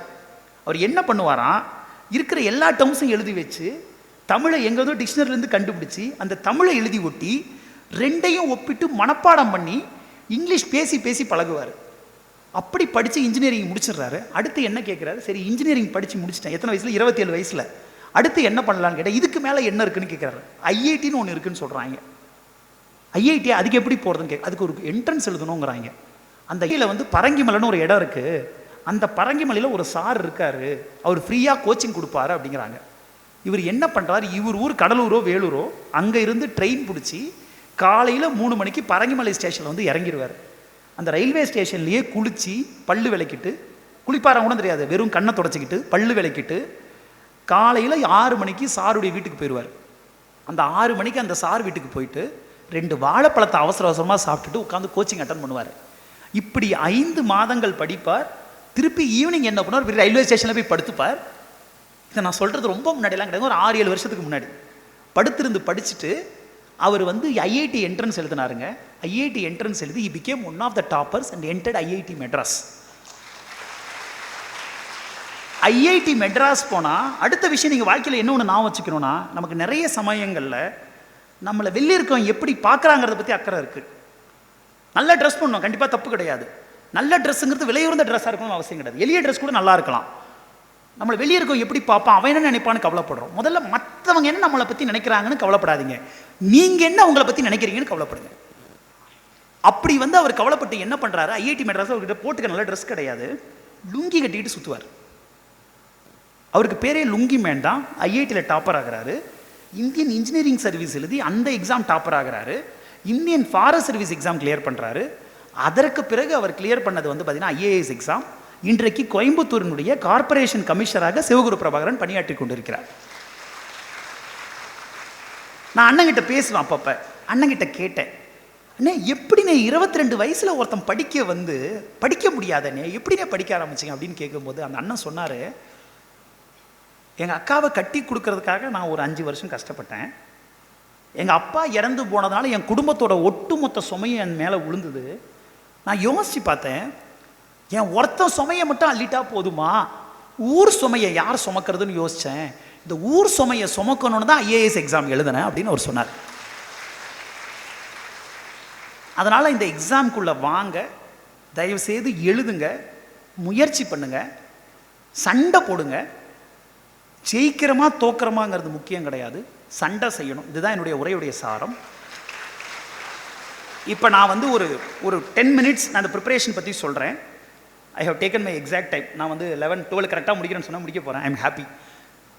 ஒரு 10 நிமிஷம் இந்த ப்ரிப்பரேஷன் பற்றி நான் சொல்கிறேன். சொல்லி முடிச்சதுக்கப்புறம் we can take some 5 to 6 questions. இந்த இங்கே பாருங்கள், நடுவில் வந்து இந்த கோட்டையெல்லாம் என்ன பண்ணுவாங்க, எதிரிகள் யாரும் வந்துடக்கூடாதுன்னு சொல்லிட்டு அகலியை நோண்டி விட்டு பெரிய முதலையை விட்டு வச்சுருப்பாங்க. அந்த மாதிரி எங்கள் கெஸ்ட்டு கீழே இறங்கிடுவாருன்னு சொல்லிட்டு நடுவில் ஒரு பெரிய பள்ளத்தை நோண்டி வச்சுருக்காங்க. ஓகே, நீங்கள் முதல்ல இந்த ப்ரிப்பரேஷன் பண்ணணும் ஆரம்பிக்கிற நீங்கள் எல்லாரும் பண்ண வேண்டிய முதல் ஸ்டெப், நீங்கள் இந்த எக்ஸாம் எழுதுங்க, எழுதாமல் போங்க, வேறு ஏதோ பிளேஸ்மெண்ட் போங்க, எங்கே வேணாம் போங்க. நீங்கள் பண்ண வேண்டிய முதல் கண்டிஷன் என்னென்னா, தயவுசெய்து நியூஸ் பேப்பர் படிங்க. நியூஸ் பேப்பர் படிக்கிறதுக்கான முதல் கண்டிஷன் ஏன்னா, நீங்கள் இந்த எக்ஸாம் எழுதாமல் கூட போங்க, டோன்ட் ஹேவ் ப்ராப்ளம், நீங்கள் எழுதவே வேணாம். உங்களை சுற்றி என்ன நடக்குது, ஊரில் எப்படி ஏமாத்துறான், நம்மளெல்லாம் வாழ்க்கையில் வச்சு எப்படி எல்லாரும் செய்கிறாங்க, அப்படிலாம் உங்களுக்கு புரியணும். நீங்கள் நியூஸ் பேப்பர் படிக்கணும். அப்படி நியூஸ் பேப்பர் படிக்கிறத முதல்ல பண்ணுங்கள். ஒரு இங்கிலீஷ் நியூஸ் பேப்பர் தயவுசெய்து படிங்க. அப்படி கஷ்டமாக இருந்தால் குறைந்தபட்சம் ஒரு தமிழ் நியூஸ் பேப்பர்லேருந்து ஆரம்பிங்க. இங்கிலீஷ் நியூஸ் பேப்பர் எடுத்து கூகுள் டிரான்ஸ்லேட் போட்டாவது படிங்க, ஆனால் படிக்க ஆரம்பிங்க. இதை நீங்கள் 1 வருஷம் 2 வருஷம் 3 வருஷம் இந்த நியூஸ் பேப்பரை படிக்க ஆரம்பிச்சிட்டிங்கனாவே உங்கள் ப்ரிப்பரேஷன் ஸ்டார்ட் ஆகிடுச்சு. இதை வச்சு நீங்கள் 20% கிணற கடந்துட்டீங்க. இதை படிக்க ஆரம்பிச்சோன்னா அடுத்த கேள்வி வரும், சார் அதில் இருக்கிறது ஒன்றுமே புரிய மாட்டேங்குதே சார். நீங்கள் என்ன பண்ணுங்கள், அந்த கூகுள் அந்த டாப்பிக்கை போட்டு நியூஸ்னு போட்டு சர்ச் பண்ணுங்கள். அதை பற்றி இருக்கிற விஷயங்கள் உங்களுக்கு தெரிய வரும். இல்லை என்ன பண்ணுங்கள், அந்த டாப்பிக்கை போட்டு எக்ஸ்பிளைன்டுன்னு போடுங்க. இல்லை எக்ஸ்பிளைன்டுன்னு போட முடியலையா, அந்த டாப்பிக்கை போட்டு யூபிஎஸ்சின்னு போடுங்க. இப்படி போட்டால் அந்த தலைப்பு உங்களுக்கு புரிய ஆரம்பிக்கும். இது முதல் படி. இந்த ப்ரிப்பரேஷனில் நியூஸ் பேப்பர் நீங்கள் படிக்க ஆரம்பித்தப்புறம் அடுத்தது என்ன பண்ணுங்கன்னா, ஸ்டேட் கவர்மெண்ட் டிஎன்பிஎஸ்சி எக்ஸாம் எழுத போகிறவங்க ஸ்டேட் கவர்மெண்ட் புக்ஸ் படிங்க. சென்ட்ரல் கவர்மெண்ட் எக்ஸாம்ஸ் எழுத போகிறவங்க என்சிஆர்டி படிங்க. இந்த என்சிஆர்டி புக்ஸ் எடுத்து படிக்க ஆரம்பிங்க. இந்த நம்ம சிபிஎஸ்சிக்கான புக்ஸ் அது. அந்த புக்ஸை உட்காந்து பொறுமையாக படிங்க. இது ஏன் உட்காந்து பொறுமையாக படிக்கணும்னா, யூபிஎஸ்சி உங்களுடைய பேசிக்ஸை டெஸ்ட் பண்ணுவாங்க. அந்த பேசிக்ஸை டெஸ்ட் பண்ணுறதுக்காக இந்த புக்ஸை பொறுமையாக படிங்க. இதை படிக்க ஆரம்பிச்சிட்டோம், ஓகே சார் எனக்கு ஓரளவுக்கு கான்ஃபிடன்ஸ் வந்துருச்சு. இது வந்ததுக்கப்புறம் நான் என்ன சார் பண்ணுறது அப்படின்னா, நீங்கள் அடுத்து பண்ண வேண்டிய முக்கியமான ஸ்டெப் என்னென்னா, சிலபஸ் எடுத்து கையில் வச்சுக்கோங்க. யூபிஎஸ்சியுடைய சிலபஸ் எடுத்து கையில் வச்சுக்கோங்க. அதை கையில் வச்சுக்கிட்டு பேசிக்கான சில புக்ஸ் இருக்கும். நான் உங்களுக்கு ஒரு ஒரு ஒரு ஒரு ஒரு புக்கு சொல்கிறேன். அந்த புக் வந்து உங்களுக்கு நான் பிடிஎஃபாக உங்கள் டீன்ஸ் எல்லாருக்கும் அனுப்பி விட்றேன். அவங்க உங்களுக்கு அனுப்பி விடுவாங்க. ப்ரிப்பேரிங் ஃபார் சிவில் சர்வீசஸ்னு ஒரு பிடிஎஃப். இந்த ப்ரிப்பேரிங் ஃபார் சிவில் சர்வீசஸ் பிடிஎஃப்ங்கிறது 2013 ஐஏஎஸ் ஆன ஒரு 6 பேர் சேர்ந்து எழுதுன ஒரு இலவசமான புத்தகம். அந்த புத்தகத்தில் வந்து நிறைய முக்கியமான புக்ஸ்லாம் கொடுத்துருப்பாங்க. இந்த பேசிக்கான புக்ஸ் ஒரு டாப்பிக்கும் ஒரு புக் எடுத்துக்கோங்க போதும். நிறைய படிக்க வேண்டியதில்லை, நிறைவாக படிக்கணும். அந்த புக்ஸை எடுத்துக்கிட்டு நீங்கள் என்ன பண்ணுங்கள், உங்கள் ப்ரிப்பரேஷனை ஆரம்பிங்க. அப்படி ப்ரிப்பரேஷனை நீங்கள் ஆரம்பிச்சிங்கன்னா அந்த புக்கை கொஞ்சம் கொஞ்சமாக படித்து புரிஞ்சுக்கோங்க. மனப்பாடம் பண்ணாதீங்க, அசை போடுங்க. புரிஞ்சிக்கிறதுக்கப்புறம் என்ன பண்ணுங்கன்னா, இன்சைட் செக்யூர்னு ஒரு சைட் இருக்குது. என்ன சைட்டு? Inside secure. அங்கே போனீங்கன்னா தினமும் ஒரு நியூஸ் ஆர்டிக்கலை போட்டு அந்த ஆர்டிக்கலை வச்சு ஒரு பதில் எழுத சொல்லுவாங்க. என்ன சொல்லுவாங்க? ஒரு யூபிஎஸ்சிக்கான ஒரு ஆன்சர் எழுத சொல்லுவாங்க. அந்த ஆன்சரை வந்து தினமும் எழுதி பழகுங்க. நமக்கு இருக்க பெரிய பிரச்சனை, நம்ம நிறைய யோசிப்போம், எழுத மாட்டோம். நாளிலிருந்து என்ன பண்ணுங்கள், ஒரு 4 லைன் எழுதுங்க, ஒரு 5 லைன் எழுதுங்க. அந்த சைட்டில் என்ன ஒரு நல்ல அட்வான்டேஜ்னா, ஒரு 2 நாள் கழித்து அதே கேள்விக்கு ஒரு 4 பேர் ஆன்சர் எழுதியிருப்பாங்க. அப்படியே ஆன்சர்ஸ் எழுதி பழக ஆரம்பிங்க. இது போக என்ன பண்ணுங்கன்னா, ஃப்ரீ யூபிஎஸ்சி மெட்டீரியல்ஸ்னு ஒரு சைட் இருக்குது. என்ன சைட் பேர்? Free UPSC materials. நான் சொன்னேன் இல்லையா, காசு இல்லை சார், எனக்கு கஷ்டமாக இருக்குங்கிறதுக்காக சொல்கிறேன். இந்த ஃப்ரீ யூபிஎஸ்சி மெட்டீரியல்ஸ் சைட் போனீங்கன்னா முக்கியமான புக்கெல்லாம் பிடிஎஃபாக கிடைக்கும், ஃப்ரீயாக கிடைக்கும். கொஸ்டின் பேப்பர்ஸ் ஃப்ரீயாக கிடைக்கும், வீடியோஸ் ஃப்ரீயாக கிடைக்கும், டாப்பர்ஸுடைய நோட்ஸ் ஃப்ரீயாக கிடைக்கும். இதில் வந்து எடுத்துக்கிட்டு அந்த நோட்ஸில் செலக்டடாக டவுன்லோட் பண்ணிக்கும். இப்போ ஃபார் எக்ஸாம்பிள், எனக்கு வந்து விஷன் ஐஏஎஸ் அகாடமியோ சங்கர் அகாடமி மெட்டீரியலோ போதும் அப்படின்னு நினைக்கிறீங்கன்னா அந்த மெட்டீரியல் மட்டும் டவுன்லோட் பண்ணிக்கோங்க. அதை திருப்பி ஒர்க் அவுட் பண்ணுங்கள், திருப்பி படிங்க. இந்த மாதிரி நீங்கள் ப்ராக்டிஸ் பண்ண ஆரம்பிச்சிட்டால் நீங்கள் எக்ஸாம் மோடுக்கு வந்துட்டீங்கன்னு அர்த்தம். ஸோ திருப்பி ஒரு டைம் சொல்கிறேன், முதல்ல நியூஸ் பேப்பர் படிக்க ஆரம்பிக்கணும்.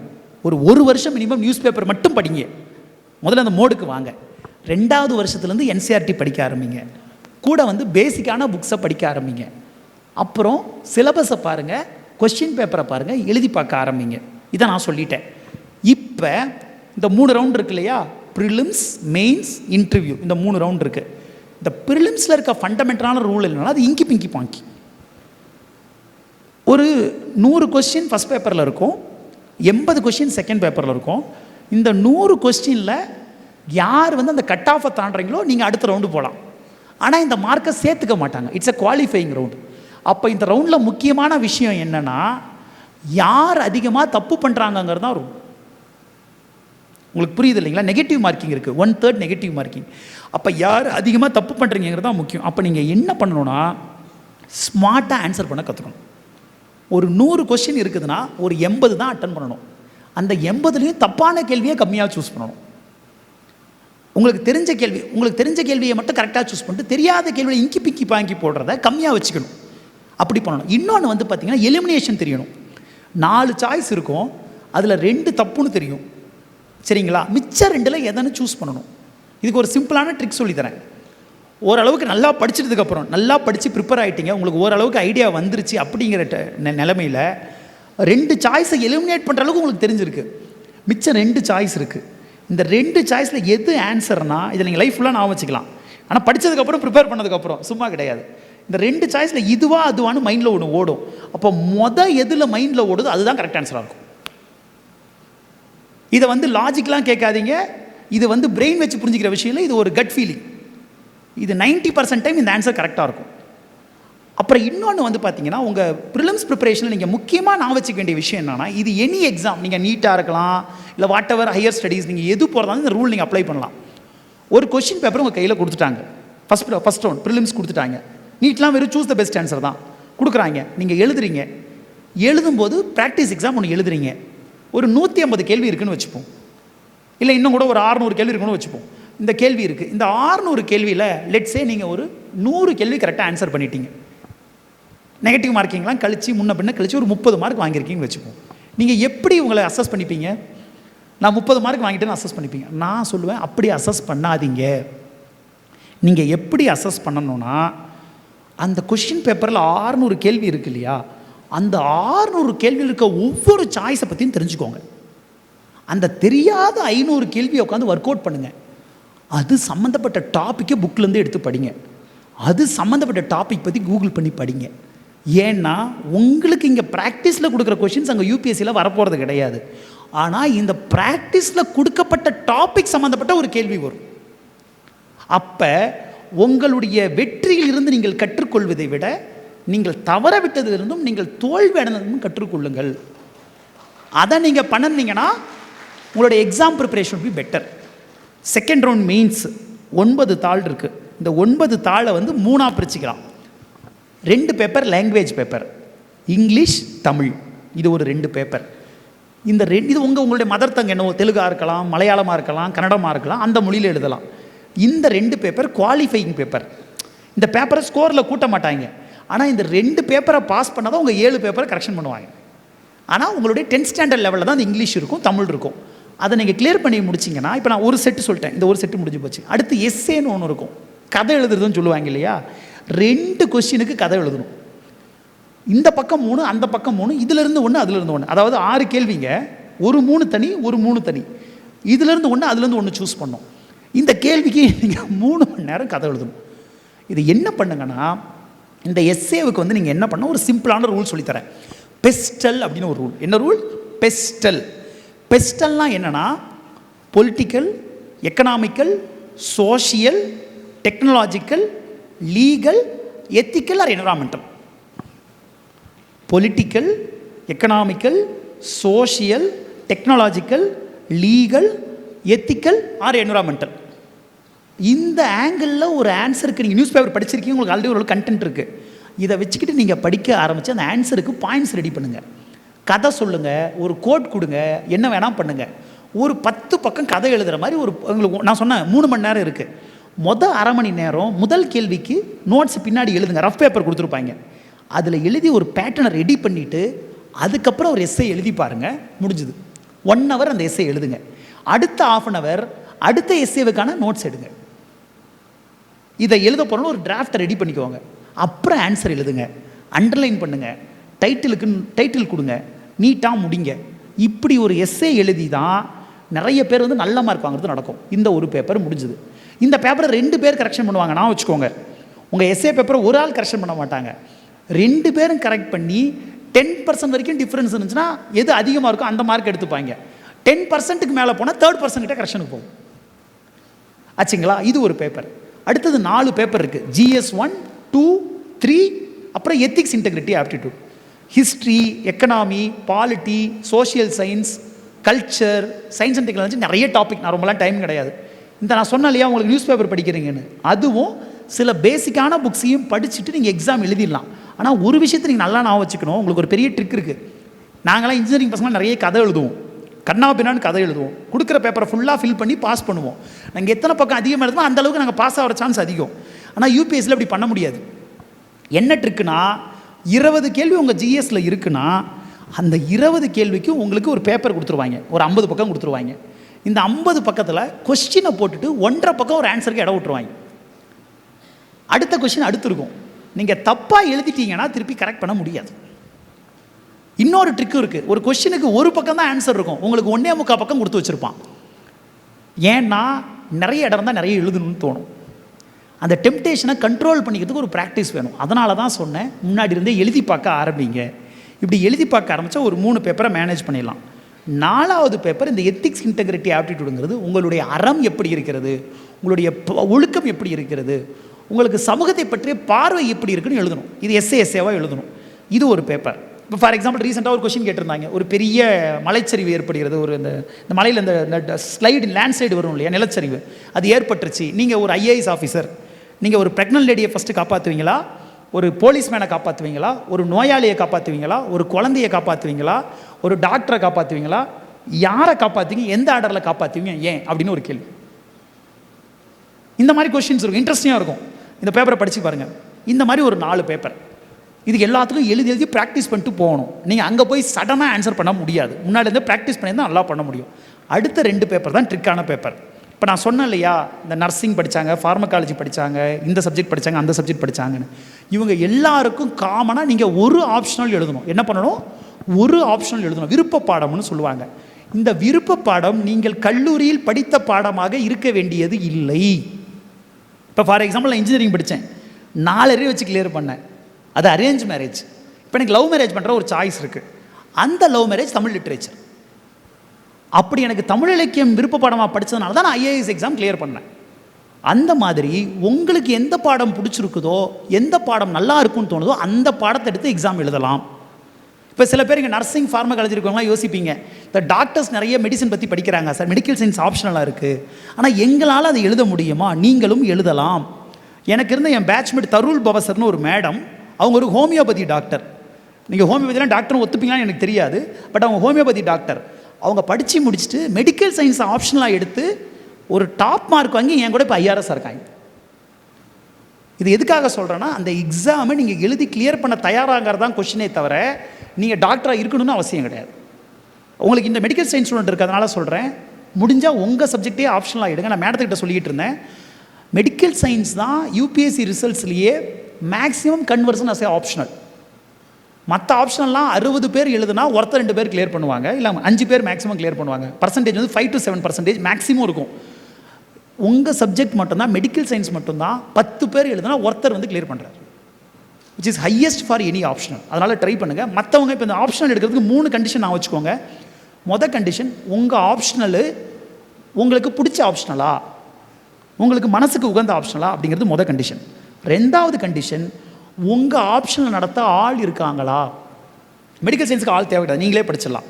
ஆனால் தமிழ் லிட்ரேச்சர் நடத்த ஆள் வேணும், சோஷியாலஜி நடத்த ஆள் வேணும், பொலிட்டிக்கல் சயின்ஸ் நடத்த ஆள் வேணும், ஜாகிரஃபி நடத்த ஆள் வேணும். இதுக்கெல்லாம் கோச்சிங்க்கு ஆள் இருக்காங்களா? அப்படி இருக்காங்கன்னா அந்த ஆப்ஷனை சூஸ் பண்ணுங்கள். 3வது முக்கியமான கண்டிஷன் என்னென்னா, உங்கள் ஆப்ஷனுக்கு எவ்வளோ மார்க் வருதுன்னு பார்க்கணும். அது ஏன்னு நான் சொல்கிறேன். நீங்கள் யூபிஎஸ்சியுடைய ஆனுவல் ரிப்போர்ட்டு ஒரு ரிப்போர்ட் இருக்கும், அந்த ரிப்போர்ட்டை போய் எடுத்து பாருங்கள். அந்த ரிப்போர்ட்டில் ஒரு ஆப்ஷனல் எத்தனை பேர் எழுதுனாங்க, எவ்வளோ பேர் சர்வீஸ் வாங்கினாங்கன்னு போட்டிருக்கும். இது ஒரு நம்பர். 2வது என்ன இருக்குன்னா, இந்த ஆப்ஷனலில் டாப்பர் மார்க் எவ்வளோ, கடைசி மார்க் எவ்வளோ, ஆவரேஜ் மார்க் எவ்வளோன்னு போட்டிருப்பாங்க. இந்த 2ஐயும் வச்சுக்கிட்டு ஓரளவுக்கு உங்கள் ஆப்ஷனல் எப்படி பெர்ஃபார்ம் பண்ணிருக்கீங்கன்னு கண்டுபிடிச்சிடலாமா? உங்கள்கிட்ட டாப்பரோட மார்க் இருக்குது, கடைசி மார்க் இருக்குது, ஆவரேஜ் மார்க் இருக்குது, எத்தனை பேர் கிளியர் பண்ணாங்கன்னு இருக்குது. அப்போ இது எல்லாத்தையும் நீங்கள் வச்சுக்கிட்டிங்கன்னா உங்களுக்கு ஓவராலாக இந்த ஆப்ஷன் நல்லா பண்ணுதா இல்லையான்னு தெரியும். 3 கண்டிஷன். முதல்ல பிடிச்ச ஆப்ஷனலாக இருக்கணும், நடத்துறதுக்கு ஆள் இருக்கான்னு பார்க்கணும், மெட்டீரியல் இருக்கான்னு பார்க்கணும். 3வது எவ்வளோ மார்க் வருது. ஏன்னா ஸ்கேலிங்னு ஒரு கான்செப்ட் இருக்குது யூபிஎஸ்சியில். இப்போ லெட்ஸே மெடிக்கல் ஒரு டாக்டர் வந்து பேப்பர் கரெக்ஷன் பண்ணி இந்த பையனுக்கு 400 மார்க் போட்டு விட்டார். தமிழ் வாத்தியாருங்க மார்க் போட மாட்டாங்க, ஒரு 200 மார்க் 250 போட்டு விட்டாங்க. இவங்க என்ன பண்ணுவாங்க, இந்த மெடிசனில் இருக்கிற 400 மார்க்கில் ஒரு 200 மார்க்கை கட் பண்ணிடுவாங்க. என்ன சார் அநியாயம் இருக்குது? அநியாயமாக தான் இருக்கானா, அப்படி தான் பண்ணுறாங்க. இதுக்கு பேர் ஸ்கேலிங்னு ஒரு கான்செப்ட். இந்த ஸ்கேலிங்கை எப்படி பண்ணுறாங்கன்னு நமக்கும் தெரியாது, அவங்களுக்கும் தெரியாது, வெளியே சொல்ல மாட்டாங்க. ஆனால் அதை தெரிஞ்சுக்கிறதுக்கு இருக்க ஒரே வழி யூபிஎஸ்சியுடைய ஆனுவல் ரிப்போர்ட். ஒரு ஆப்ஷன் தொடர்ந்து ஒரு 3-4 வருஷம் நல்ல அடி வாங்கியிருக்கு, நல்ல மார்க் வரலன்னா அந்த ஆப்ஷனில் போட்டு ஸ்கேலிங் பண்ணுறாங்கன்னு அர்த்தம். உங்களுக்கு புரியுது இல்லைங்களா? ஸோ இதையும் பார்த்து சூஸ் பண்ணுங்கள். இந்த 3 வச்சு உங்கள் ஆப்ஷன் சூஸ் பண்ணி படிங்க. அடுத்தது இது மொத்தம் இது 9 பேப்பர் இதில் கவர் ஆகிடுச்சு. இது முடிஞ்சதுக்கப்புறம் உங்களுக்கு இன்டர்வியூன்னு ஒன்று இருக்கும். இந்த இன்டர்வியூ எப்படின்னா, இந்த 7 பேப்பரில் நீங்கள் வாங்கின மார்க் எல்லாம் கூட்டி யாரெல்லாம் ஓரளவுக்கு நல்ல மார்க் வாங்கியிருக்காங்களோ அவங்கள இன்டர்வியூ கூப்பிடுவாங்க. இந்த இன்டர்வியூக்கு பேரே பர்சனாலிட்டி டெஸ்ட்டுன்னு பேர். உங்களுடைய திறமையை அவர்கள் சோதிக்கப் போவது கிடையாது, ஒரு ஆளுமையாக நீங்கள் எப்படி இருக்கீங்கன்னு சோதிப்பாங்க. இந்த இன்டர்வியூ வந்து ஒரு 30 to 35 நிமிஷம் போகும். இந்த இன்டர்வியூ நீங்கள் கூலாக அமைதியாக நல்லா ஒரு ஆளுமையோட அட்டன் பண்ணிட்டு வந்தீங்கன்னா முடிஞ்சு போச்சு. அதுக்கு அவங்க என்னென்ன பார்க்குறாங்கன்னா, உங்கள் காலேஜில் படித்த டிகிரி பற்றி கேட்பாங்க, உங்கள் ஹாபீஸ் பற்றி கேட்பாங்க, காலேஜில் லீடர்ஷிப் ரோல்ஸை பற்றி கேட்பாங்க. அதனால் தயவுசெய்து சில ஹாபீஸ் வச்சுக்கோங்க. உங்களுக்கு பிடிச்ச ஹாபியை கண்டினியூ பண்ணுங்கள். ஏதாச்சும் காலேஜிலோ இல்லை வெளியவோ லீடர்ஷிப் ரோல் இருக்குன்னா என்சிசியோ என்எஸ்எஸ்ஸோ ஏதோ கிளப் இருக்கோ தயவு சேர்ந்து ஒரு பணியாற்றுங்க, மனசார பண்ணுங்க. இது எல்லாத்தையும் பண்ணிவிட்டு இது எல்லாத்துக்கும் மேலே உங்கள் கம்யூனிகேஷன் ஸ்கில்லை வளர்த்துக்கோங்க. எதிரில் இருக்கவங்க கூட பேசி பழகுங்க. தப்பாக பேசுங்க, தப்பும் தவறமாக பேசுங்க, சரியில்லாமல் பேசுங்க, அதை பற்றி இல்லை, பேசுங்க. இது எல்லாத்தையும் நீங்கள் ப்ரிப்பரேஷன் பண்ணி முடிச்சிங்கன்னா இந்த எக்ஸாமை நீங்கள் கிளியர் பண்ணலாம். திருப்பி ஒரு டைம் சம்மரைஸ் பண்ணுறேன். உங்களுடைய பணம் முக்கியம் கிடையாது, உங்களுடைய எங்கிருந்து வரங்கங்கிறது முக்கியம் கிடையாது, எதாக முயற்சி செய்கிறீங்கிறது தான் முக்கியம். பயிற்சிக்கு உழைப்பு தான் முக்கியம், திறமை முக்கியம் கிடையாது. ஓயாத உழைப்பு முக்கியம். விடியும் என்று மின்னை நம்பும் நீங்கள், முடியும் என்று உங்களை நம்புங்கள். நன்றி, வணக்கம்.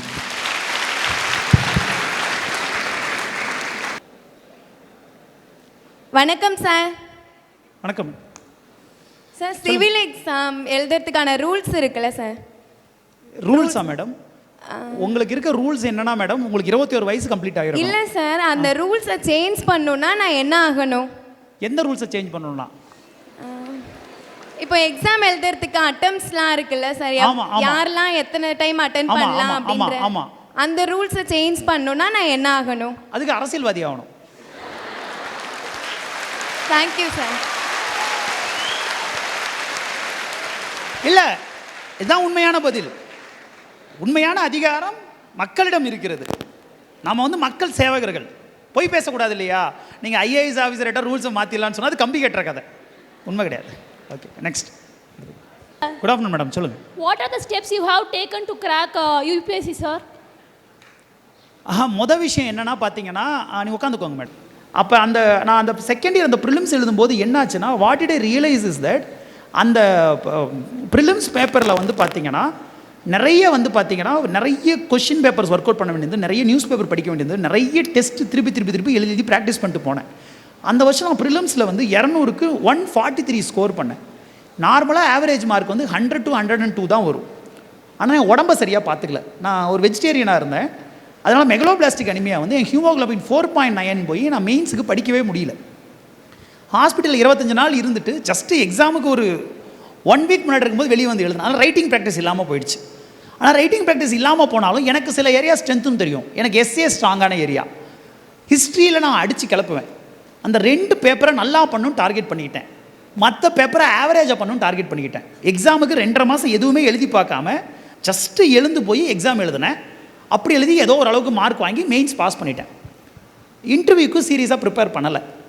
என் ஃப்ரெண்டு தருண், என்னோட பெஸ்ட் ஃப்ரெண்ட், என்னமோ என்னுடைய wall picture, he told me clearly, இது யூபிஎஸ்சி உனக்கு வைக்கிற எக்ஸாம் இல்லை, நான் யூபிஎஸ்சி வைக்கிற எக்ஸாம், ஒழுங்காக சீரியஸாக ப்ரிப்பேர் பண்ணுன்னு சொன்னார். நான் என்ன பண்ணேன், இது போட்டுக்கிட்டேன். அதாவது பார்த்தீங்கன்னா, அவன் எனக்கு கூட டிக்கெட் போட்டு வந்தான். ஒரு வேலையில்லா பட்டதாரி, பட் ஸ்டில் எனக்காக டிக்கெட் போட்டு டெல்லி வரைக்கும் இன்டர்வியூ வந்தார். நான் இன்டர்வியூ அந்த ஒரு 1.5 மாதம் நியூஸ் பேப்பர் படித்து என்னோட ஹாபிஸ், என்னுடைய மற்ற விஷயங்களை ஸ்ட்ராங்காக ஸ்ட்ரென்த் பண்ணி இன்டர்வியூ அட்டன் பண்ணேன். இன்டர்வியூவில் 190 மார்க் வாங்கினேன். One of the top marks in that board. இங்கிலீஷில் தான் அட்டன் பண்ணேன், தமிழ் அட்டன் பண்ணல. என்னுடைய எல்லாத்தையும் சேர்த்து நான் இப்போ உங்கள் முன்னாடி ஒரு ஐஆர்எஸ் ஆஃபீஸராக நிற்கிறேன். Okay, next question please. Please. அந்த வணக்கம் சார், என்னோட நேம் மானசா. சொல்லுங்க. என்னோட கொஸ்டின் என்னன்னா, நீங்கள் பேசும்போது சொன்னீங்க இல்லையா, ஒரு கொஸ்டின் பற்றி டாக்டர், போலீஸ் நிறைய பேர் இருக்கவங்கள நீங்கள் யாரை காப்பாற்றுவீங்க அப்படி ஒரு கொஸ்டின் கேட்டிருக்கீங்களே. அந்த கொஸ்டின் நானும் நிறைய இடத்துல கேள்விப்பட்டிருக்கேன். நீங்கள் எக்ஸாம் எழுதும் போது உங்களுக்கு அந்த கொஸ்டின் வந்துச்சா? அப்படி ஒரு வேளை வந்திருந்ததுன்னா நீங்கள் யாரை காப்பாற்றிருப்பீங்க, ஏன் காப்பாற்றிருப்பீங்க? இந்த கேள்விக்கு ஒரு சரியான பதில்னு ஒன்று கிடையாது. நீங்கள் திருப்பி என்ன யூபிஎஸ்சியில் இன்னொரு நான் பதில் சொல்கிறேன், நான் கண்டிப்பாக பதில் சொல்லுவேன். ஏமாத்துறாரு, சமாளிக்கிறாருன்னு நினைக்காதீங்க. என்னன்னா, ஒரு கேள்வியை பொறுத்த வரைக்கும் ஒரு சரியான பதில், தவறான பதில்னு ஒன்று கிடையாது. யூபிஎஸ்சியை பொறுத்த வரைக்கும் நீங்கள் இன்னொன்று என்ன புரிஞ்சுக்கணுன்னா, அநேகாவாதம்னு ஒரு வாதம் இருக்குது. ஜெயினிஸில் ஒரு முக்கியமான ஃபிலாசபி. நம்ம நிறைய பேருக்கு என்ன தோணுதுன்னா, இதுதான் ஒரு உண்மை தான் இருக்க முடியும்னு நினைக்கிறோம். ஒரு உண்மை கிடையாது. உண்மைக்கு பல கோணங்கள் உண்டு, பல உண்மைகள் இருக்கலாம். நீங்கள் யானை கதை ஒன்று படிச்சிருப்பீங்களா? ஒரு யானை இருந்தது, கண்ணு ஒருத்தர் தொட்டு பார்த்தாரு, இன்னொருத்தர் தும்பிக்கையை தொட்டு பார்த்தாரு, இன்னொருத்தர் வாழை தொட்டு பார்த்தாரு, இன்னொருத்தர் பருத்த ட்ரங்கை தொட்டு பார்த்தாரு அப்படின்னு நீங்கள் படிச்சிருப்பீங்க. உங்களுக்கு ஞாபகம் இருக்கும்னு நினைக்கிறேன். யாருமே யானையை முழுசாக பார்க்கலன்னு சொல்லுவாங்க. இப்போ நான் எனக்கு ஒரு கிவன் அ சாய்ஸ், நான் முதல்ல என்ன பண்ணியிருப்பேன்னா, ஒரு குழந்தைய தான் காப்பாற்றிருப்பேன். ஏன்னா குழந்தை கம்பேரிட்டிவ்லி லைஃப் சேவிங் ஸ்கில்ஸோ தப்பிச்சு போகிறதுக்கான சான்சஸோ கம்மி. Next I would preferred a pregnant lady. அதற்கப்புறம் ஓல்டு பீப்புளுக்கு போயிருப்பேன். ஏன்னா ஓல்டு பீப்புள் நம்ம comparative number of years living is less. அடுத்ததை விட கம் டு டாக்டர்ஸ், ஏன்னா டாக்டர் நம்பர் அங்கே கண்டிப்பாக கம்மியாக தான் இருந்திருக்கும். அடுத்தோட come to a civil servant, ஏன்னா 100 சிவில் சர்வெண்ட் வரலாம், ஆனால் 100 டாக்டர்ஸ் வர முடியாது. சிவில் சர்வெண்ட்ஸ் நான் இப்போ ஏன்னா நான் சிவில் சர்வெண்ட்டு, நான் செல்ஃபிஷாக இருக்கக்கூடாது. இது என்னன்னா ஒரு கான்ஃப்ளிக்ட் ஆஃப் இன்ட்ரெஸ்ட் வந்துடும். இப்போ நாளைக்கு முதல்ல நான் ஒரு சிவில் சர்வெண்ட்டாக என் ஆளை முதல்ல நான் சேவ் பண்ணேன்னா இட் மீன்ஸ் நான் மற்ற நலனை பற்றி கவலைப்படாமல் ஏன் நல்ல பற்றி கவலைப்படுறேன்னு சொல்லுவாங்க. இதே நீங்கள் ஆர்டரை மாற்றி கூட சொல்லலாம். நீங்கள் என்ன சொல்லலாம், ஒரு டாக்டர் இருந்தால் அவர் நிறைய உயிரை காப்பாற்றிருப்பார், அவருக்கு ஃபஸ்ட்டு சாய்ஸ் கொடுத்துருக்கணும் அப்படின்னு நீங்கள் சொல்லலாம். இன்னொருத்தர் என்ன சொல்லலாம், ஒரு நீச்சல் வீரரை முதல்ல சூஸ் பண்ணியிருக்கணும், ஏன்னா அவர் நீந்தி பல பேரை காப்பாற்ற முடியும். இப்போ கூட இந்த ரேட் ஹோல்லேருந்து நிறைய பேரை காப்பாற்றுறாங்க இல்லைங்களா, அந்த மாதிரி ஆள் யாராச்சும் இருந்தால் அவங்கள நான் காப்பாற்றிருப்பேன் அப்படின்னு உங்களுக்கு ஏற்ற மாதிரி உங்கள் பார்வையில் ஆன்சர் எழுதலாம். At the end of the day அந்த கேள்வியோட நோக்கம் எது சரியான பதில்னு கண்டுபிடிக்கிறது இல்லை. ஒரு ஸ்ட்ரெஸ்ஃபுல்லான சுச்சுவேஷனில் எல்லா ஃபேக்டரையும் அனலைஸ் பண்ணி சீர்தூக்கி பார்த்து ஒரு சரியான முடிவு இல்லை ஒரு நல்ல ஆப்டிமல் டிசிஷனை நீங்கள் எடுப்பீங்களா? ஒரு என் ஃப்ரெண்ட் ஒருத்தர் சொல்லுவார், சிவில் சர்வீஸை பொறுத்த வரைக்கும் சரி தப்புன்னு கிடையாது, பிரச்சனையே 2 சரிகளுக்கு நடுவில் தான். இது 2மே சரியாக இருக்கும், இதில் எந்த சரியை சூஸ் பண்ணுறதுங்கிறது தான் கொஸ்டின். ஓகே, யா, தேங்க்யூ. அடுத்து சார், இப்போ இன்டகிரேட்டட், அதாவது காலேஜ் டேஸ்லேருந்தே எப்படி யூபிஎஸ்சி எக்ஸாம்ஸ் ப்ரிப்பேர் பண்ணுறது, இப்போ நீங்கள் சொன்ன மோஸ்ட்லி எக்ஸாம்ஸ் காலேஜ் முடிச்சுட்டு இது பண்ணுறது, அதுக்கப்புறம் நீங்கள் ட்ரை பண்ணுறது சொன்னீங்க. இப்போ காலேஜ் டேஸ்லேருந்தே ட்ரை பண்ணால் கொஞ்சம் ஈஸியாக இருக்கும் அந்த மாதிரி, அதுக்கு ஏதாவது டிப்ஸ்? அதுதான் நான் ஆல்ரெடி சொன்னேன், நியூஸ் பேப்பர் படிக்க ஆரம்பிங்கன்னு சொன்னேன், என்சிஆர்டி புக்ஸ் படிங்கன்னு சொன்னேன். என்ன பிரச்சனை தெரியுமா, அது எப்படி ப்ரிப்பேர் பண்ணுறது? எப்படி நீங்கள் முதல்ல என்ன பண்ணுங்க, நியூஸ் பேப்பர் முதல்ல தேடி படிங்க. அப்புறம் உங்களுக்கு ப்ரிப்பேரிங் ஃபார் சிவில் சர்வீசஸ் பிடிஎஃப்னு சொன்னேன் இல்லையா, அந்த பிடிஎஃப் படிச்சிங்கன்னா எப்படி ப்ரிப்பேர் பண்ணணும் கிளியராகவே ஒரு ஐடியா இருக்கும். இன்னும் நான் என்ன சொல்லுவேன்னா, நீங்கள் மெடிக்கல் சயின்ஸா, நீங்கள் என்ன பண்ணுங்கள், உங்களுக்கு மெடிசன் பிடிக்குமா பிடிக்காதா? பிடிக்காது. சரி, ஒருவேளை அவர் சார் அப்படியே பார்க்குறாரு, ஓகே, உங்களுக்கு எந்த ஆப்ஷனல் பிடிக்குதுன்னு, ஏதோ ஒரு ஆப்ஷனல் உங்களுக்கு பிடிக்குதுன்னு வச்சுப்போம். அந்த ஆப்ஷனல் என்ன பண்ணுங்கள், யூபிஎஸ்சி மெயின்ஸில் ஒரு 15 வருஷம் 16 வருஷமாக மெயின்ஸ் ஆப்ஷனலில் என்னன்னா கொஷின்ஸ்லாம் கேட்டு முடிச்சிட்டாங்க. இந்த 16 வருஷம் ஆப்ஷனல் கொஷின்ஸ் எல்லாத்தையும் எடுத்துக்கோங்க, சிலபஸை எடுத்துக்கோங்க, டாபிக் வைஸ் கொஸ்டின்ஸை அரேஞ்ச் பண்ணிக்கோங்க. சிலபஸில் டாபிக்ஸ் இருக்குது, கொஷின்ஸ் அரேஞ்ச் பண்ணிக்கோங்க. அரேஞ்ச் பண்ணிக்கிட்டு இந்த காலேஜ் படிக்கிற டைமில் அந்த கொஷின்ஸ் எல்லாத்துக்கும் ஆன்சர்ஸும் நோட்ஸும் எடுத்து வச்சுருங்க. சிலபஸ் தெரியும், கொஸ்டின்ஸ் தெரியும், புக்ஸ் என்னென்னு தெரியும், சிலபஸில் புக்ஸும் கொடுத்துருப்பாங்க. அந்த புக்ஸ் எடுத்துக்கிட்டு நோட்ஸ் எடுத்து வச்சுருங்க. இதை எடுத்து வச்சுட்டு ஒரு 4-5 கொஷின் பேப்பர் எடுத்துக்கோங்க. ஒரு நாள் ஒரு 3 மணி நேரம் உட்காரணும். முன்னாடியே எல்லாத்துக்கும் ஆன்சர் ரெடி பண்ணி வச்சுக்கணும். எல்லா கொஷின்ஸுக்கும் ஆன்சர் தெரியணும், மனசளவில் ரெடி பண்ணி வச்சுக்கணும். படித்து மனப்பாடம் பண்ணியோ புரிஞ்சுக்கிட்டோ படித்து வச்சுருங்க.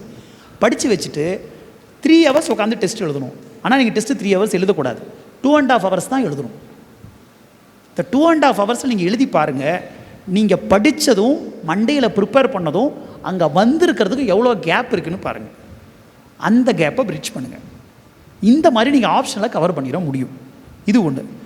அடுத்தது என்ன பண்ணுங்கள், உங்களுடைய இந்த ப்ரிப்பரேஷனில் ரொம்ப முக்கியமான விஷயம், நீங்கள் எந்த அளவுக்கு ஒப்பீனியன் ஃபார்ம் பண்ணுறீங்கிறது முக்கியம். அதனால் ஹிந்துலேயோ இல்லை மற்ற மேகசின்ஸ்லேயோ புக் ரிவ்யூஸ் வரும். இந்த புக் ரிவ்யூஸ் வரும்போது உங்கள் எக்ஸாம் ரிலேட்டடாகவோ இல்லை முக்கியமான டாபிக்ஸ் அதில் வரும். அப்படி வந்தால் அந்த புக்ஸை தேடி படிங்க. இந்த புக்ஸ் என்னால் காசு கொடுத்து வாங்க முடியாதுன்னு நீங்கள் ஃபீல் பண்ணிங்கன்னா libgen.isன்னு ஒரு சைட் இருக்குது. libgen.is libgen.is அந்த சைட் போய் அந்த புக்கு பேரை போட்டால் அந்த புக்கு வரும், பிடிஎஃப் எடுத்து படிக்கலாம். அது பண்ணலாம். இன்னொரு முக்கியமான ப்ரிப்பரேஷனை நான் முக்கியமாக பார்க்குற விஷயம் என்னென்னா, இந்த ப்ரிப்பரேஷனை பொறுத்த வரைக்கும் நீங்கள் இந்த விஷன் ஐஏஎஸ் பார்லிமெண்ட்லாம் போட்டு பாருங்கள், கரண்ட் அஃபேர்ஸை பிரித்து வச்சுருப்பாங்க. இந்த கரண்ட் அஃபேர்ஸை எப்படி பிரித்து வச்சுருக்காங்கன்னு பாருங்கள். நியூஸ் பேப்பரில் டாபிக்ஸ் இருக்குது. சினிமாவை அவாய்ட் பண்ணிடுங்க, ஸ்போர்ட்ஸை அவாய்ட் பண்ணிடுங்க. ஏன்னா இதுதான் நீங்கள் முதல்ல படிப்பீங்க. இது 2லேருந்தும் கொஷின்ஸ் பெருசாக வராது. இது எல்லாத்தையும் அவாய்ட் பண்ணிட்டு national, international, society, economy, science and technology, art and culture, இந்த மாதிரி டாபிக்ஸை பற்றி இருக்கிற நியூஸ்லாம் படிங்க. படிச்சுட்டு அதை எப்படி நான் சொன்னதை விஷன் ஐஏஎஸ் நோட்ஸ்னு போட்டு பாருங்கள், 365 போட்டு பாருங்கள். எப்படி டாபிக் வைஸ் நோட்ஸை பிரித்து வச்சுருக்கான்னு பாருங்கள். அந்த மாதிரி டாபிக் வைஸ் நோட்ஸை பிரித்து நீங்கள் நோட்ஸ் எடுங்க. ஒரு 5 சப்ஜெக்ட் நோட் மாதிரி போட்டுக்கிட்டு எடுங்க. இதை எடுத்து முடிச்சுட்டு உங்களுக்கு புரிகிற மாதிரி எடுத்தால் போதும். எடுத்துட்டு ஃபுல்லாக எடுக்க வேண்டியதில்லை, ஓரளவு குறிப்பு மாதிரி குட்டி குட்டியாக எடுத்து வச்சுக்கோங்க. பிட்டு எழுத எப்படி எழுதுவோம், குட்டி குட்டியாக தானே எழுதுவோம், ஃபுல்லாலாம் எழுத மாட்டோம் இல்லையா, நமக்கு பார்த்தா புரியணும் ஆன்சரு. அப்படி எழுதி வச்சுக்கிட்டு 1 வீக் ஒன்ஸ் ரிவைஸ் பண்ணுங்கள், இல்லைனா மறந்துடும். அதை ரிவைஸ் பண்ணிவிட்டு ஃப்ரெண்ட்ஸ்குள்ளே டிஸ்கஸ் பண்ணுங்கள். உங்களுக்கு ஒரு டாபிக் தெரியும், அவங்களுக்கு ஒரு டாபிக் தெரியும், 2 பேரும் மாறி மாறி கதை பேசி டிஸ்கஸ் பண்ணுங்கள். அப்படி டிஸ்கஸ் பண்ணாலே உங்கள் எக்ஸாம் ப்ரிப்பரேஷன் நல்லாயிரும். This is what I feel you can do during college. அப்புறம் இன்னொரு ஆப் இருக்குது, நாப்பிலின்னு, KNAPPILY, KNAPPILY. மொபைல் இருந்தால் எடுத்து அந்த ஆப் நோட் பண்ணிக்கலாம். இந்த நாப்பிலி ஆப்பில் வந்து பார்த்தீங்கன்னா தினமும் ஒரு டாபிக் உங்களுக்கு தெரியலனா யூபிஎஸ் ரிலேட்டட் டாபிக்ஸை பற்றி நல்லா சூப்பராக சிம்பிளாக எக்ஸ்பிளைன் பண்ணியிருப்பாங்க. You can read it on a daily basis. ஒரு நாளைக்கு ஒரு அரை மணி நேரம் அதுக்கு ஸ்பெண்ட் பண்ணுங்கள். It would help your preparation. Okay, thank you. வேறு sir, good afternoon madam. how will we face our hurdles to crack the UPSC exam, sir? புரியலம்மா, என்ன சொல்கிறீங்க? How will we face the what are the hurdles we crack in the UPSC exam, sir? Okay, you want the hurdles before clearing the exam or after clearing the exam? Before. முதல்ல நமக்கு வாழ்க்கையில் இருக்கிற பெரிய ஹர்டில் நாம தான். இந்த வடிவேல் இந்த ஒரு படத்தில் வந்து இந்த குரங்கு பொம்மை என்ன விலைன்னு கேட்பார்ல, உட்காந்துக்கோங்க, அது கண்ணாடி சார் அப்படிம்பாங்க. நாம் வந்து நான் இன்றைக்கி உங்க கூட பிளேஸ்மெண்ட் ஆஃபீஸர் சில பேர் கூட பேசிக்கிட்டு இருக்கும்போது ரொம்ப வருத்தப்பட்டாங்க. நம்ம பசங்க வந்து கொஞ்சம் சீரியஸாக இருக்க மாட்டாங்க சார், நீங்கள் இப்படி இருங்க அப்படி இருங்கன்னா ரொம்ப ஜாலியாக இருக்காங்க, லைஃபுடைய சீரியஸ்னஸ் உங்களுக்கு புரிய மாட்டேதுன்னு ஃபீல் பண்ணாங்க. இவர் இல்லை மேலே உட்காந்துருக்கிற கிடையாது. ஓகே, அப்போ நான் என்ன ஃபீல் பண்ணேன்னா, நீங்கள் வந்து முதல்ல வந்து நீங்கள் யோசிச்சு பாருங்கள், உங்களுக்கு எல்லாருக்கும் இப்போ ஒரு 18 வயசு நீங்கள் கிராஸ் பண்ணியிருப்பீங்க. ஐ ஹோப் யாரும் அண்டர் ஏஜில் நீங்கள் வந்திருக்க மாட்டீங்க. உங்களை எலெக்ஷனில் ஓட்டிங் போட ரைட்ஸ் கொடுத்து வச்சுருக்காங்க. ஒரு நாட்டுடைய தலையெழுத்தையே தீர்மானிக்கிற அளவுக்கு நீங்கள் பொறுப்பானவங்க. இந்த நாடு உங்களை பார்த்து நம்புது. நீங்கள் சிரிக்காதீங்க, நிஜமாக நம்புது. நான் ரொம்ப சீரியஸாக பேசிக்கிட்டு இருக்கேன், நீங்கள் சிரிக்காதீங்க, நிஜமாகவே உங்களை பார்த்து நம்புது. ஆனால் நீங்கள் சிரிக்கிற அளவுக்கு தான் உங்கள் நிலைமையை வச்சுருக்கீங்க. உங்களுடைய லைஃப்பில் நான் எதை அடுத்து படிக்க போகிறேன், நான் என்ன பக்கத்தில் போக போகிறேன், என் லைஃப்பில் என் ஃப்யூச்சரை நான் எப்படி அமைச்சிக்க போகிறேன் அப்படிங்கிற எதுக்குமே நீங்கள் டிசிஷன் எடுக்கிறதுக்கு தயாராக இல்லை. ஏன்னு யோசிச்சு பாருங்கள். மொதல் ஹர்டில் நாம தான். ஏன்னா நம்ம மேலே நமக்கு நம்பிக்கை கிடையாது, நமக்கு தேடுறதுக்கான விருப்பம் கிடையாது. நீங்கள் தேடி பார்த்தா ஒரு வாரம் நீங்கள் எஸ்ஜேஸ்வரர் இன்டர்வியூவில் சொல்லியிருப்பார், இருட்டு தான், ரொம்ப தூரம் தான், என்கிட்ட இருக்கிறது 1.5 அடி நீளம் உள்ள டார்ச் தான், ஆனால் அதை வச்சுக்கிட்டு ஒரு 6 அடி லைட்டு வெளிச்சம் வரும் இல்லையா, அந்த 6 அடியை வச்சுக்கிட்டு 1/2 கிலோமீட்டர் நான் போயிடுவேன்னு சொல்லியிருப்பார். நீங்கள் பண்ண வேண்டியதெல்லாம் முதல்ல அந்த வெளிச்சத்தை வச்சுக்கிட்டு தேட ஆரம்பிங்க. அடுத்த விஷயம், என்ன உங்களுக்கு ப்ராப்ளம் கண்டுபிடிங்க. உங்கள் கம்யூனிகேஷன் ப்ராப்ளமா, கம்யூனிகேஷனை இம்ப்ரூவ் பண்ணுங்கள். புக் ரீடிங் ப்ராப்ளமா, ரீடிங்கை ஸ்டார்ட் பண்ணுங்கள். கொஞ்சம் கொஞ்சமாக. நான் எடுத்தோடனே 12 பக்கம் நியூஸ் பேப்பரையும் படிக்க வேணாம், ஒரு அரை பக்கத்தை படித்து முடிப்போம், அதுவே அச்சீவ்மெண்ட்டு தான். பர்வீன் சுல்தான் ஒரு டாக்கில் சொல்லுவாங்க, இந்த டாப்பரை பார்த்தெல்லாம் பொறாமப்படாதீங்க, டாப்பர் கூடலாம் போட்டி போடாதீங்க, உங்கள் கூட போட்டி போட்டுக்கோங்க. நான் 10 மார்க் வாங்கியிருக்கிறேன், நான் போன டைமு இந்த மார்க் 20 மார்க் வாங்குகிறேன், வெரி குட். 20 வாங்கிட்டேனா பரவாயில்லையே, நான் உருப்பட்டுருவோம் போலையே. 20லேருந்து 60க்கு போங்க, 60லேருந்து 90க்கு போங்க. 100 மார்க் வாங்குகிற டாப்பர் 90 மார்க் வாங்குகிற செகண்ட் பர்சனை பார்த்து பயப்பட மாட்டாங்க. நல்லா நான் வச்சுக்கோங்க, 100 மார்க் வாங்குகிற டாப்பர் 90 மார்க் வாங்குகிற 2வது நம்பரை பார்த்து பயப்பட மாட்டாங்க. ஏன்னா 2வது நம்பர் எப்பயுமே 2வதாக தான் இருக்கும். ஆனால் 10 மார்க் வாங்கிட்டு சடனாக 3 மாதத்தில் 90க்கு வராமல் பார்த்தீங்களா, அவனை பார்த்து தான் எல்லா டாப்பரும் பயப்படுவாங்க.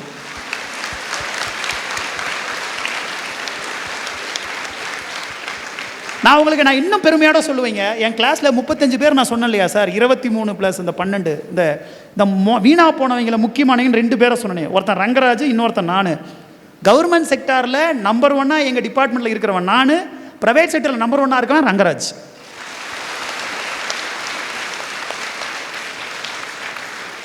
இதுக்கு மேலே நம்ம உருப்படுறதுக்கு இதுக்கு மேலே நம்ம தேர்வுன்னு இவங்க யாருமே நம்ப மாட்டாங்க. நம்ம இதுக்கு மேலே உருப்பட மாட்டேன்னு இவங்கெல்லாம் முடிவு பண்ணி நம்மளை எழுதிட்டாங்களா, அங்கேருந்து ஆரம்பிங்க, சைலண்ட்டாக பண்ணுங்க. இன்னொன்று, இந்த ஸ்க்ரீன் டைமை குறைச்சிக்கோங்க. உங்களை நான் மொபைல் யூஸ் பண்ணாதீங்கன்னு சொல்ல, இன்ஸ்டாகிராமில் இல்லாதீங்கன்னு சொல்ல, ஃபேஸ்புக்கில் இருக்காதீங்கன்னு சொல்ல, என்ன பிடிக்குதோ எல்லாத்துலேயும் இருங்க. ஏன் இருக்குன்னு யோசிச்சுக்கோங்க. எதுக்கு இன்ஸ்டாவில் இருக்கீங்க நீங்கள் யோசிச்சுக்கோங்க. நான் என்னன்னு பதில் சொல்லலை.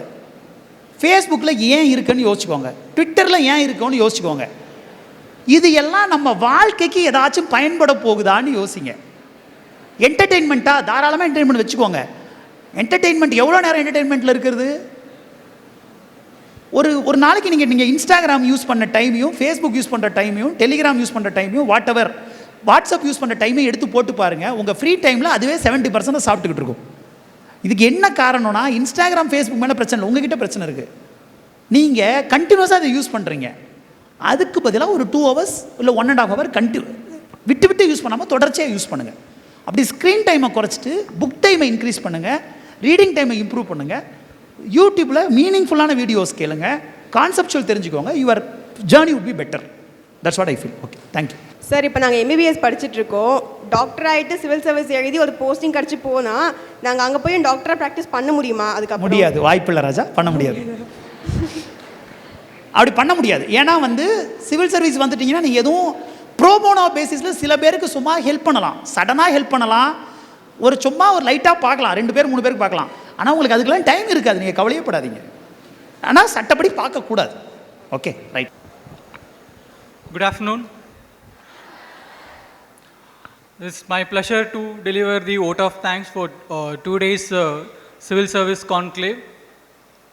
As you said, this conclave is successfully conducting last 3 years, and every year we are getting more feedback about to conduct more, and the aspirants also getting interested for year on year. Thanks for the management and thanks for the organizers. First, would I like to give thanks to our management, our Chancellor Ayya of Dhanlakshmi Srinivasan University. Always he'll give the support of the students. So I would like to give first big thanks to the management and the Chancellor Ayya, and I would like to thank you for chairman and directors, all the principals of the group of institutions, and COE deans. Last 3 years we are conducting this event, so this year the management also approved, and we are already signed an MOU with the Sankar Academy that we are already starting here under the Dhanlakshmi Srinivasan University banner, the coaching center of UPSC and RRB. So those who want interested students, you can please register yourself, and we are going to start this coaching center in the hybrid mode. So I would like to call upon the students for giving that interest to start at that upon. So register, interested students, please register your name in the HRDC cell. So last 2 days, yesterday around 2,000 students and today around 2,000 students from different streams are patiently listened and taken. I'm sure that end of today you will take some information, some thought-provoking information, and it will be definitely useful for your career life. Once again, I thanks for each and every one, teaching and non-teaching, and HRDC to given the wonderful opportunity to the delivery of 2 days conclave. Thank you. Thanks a lot once again.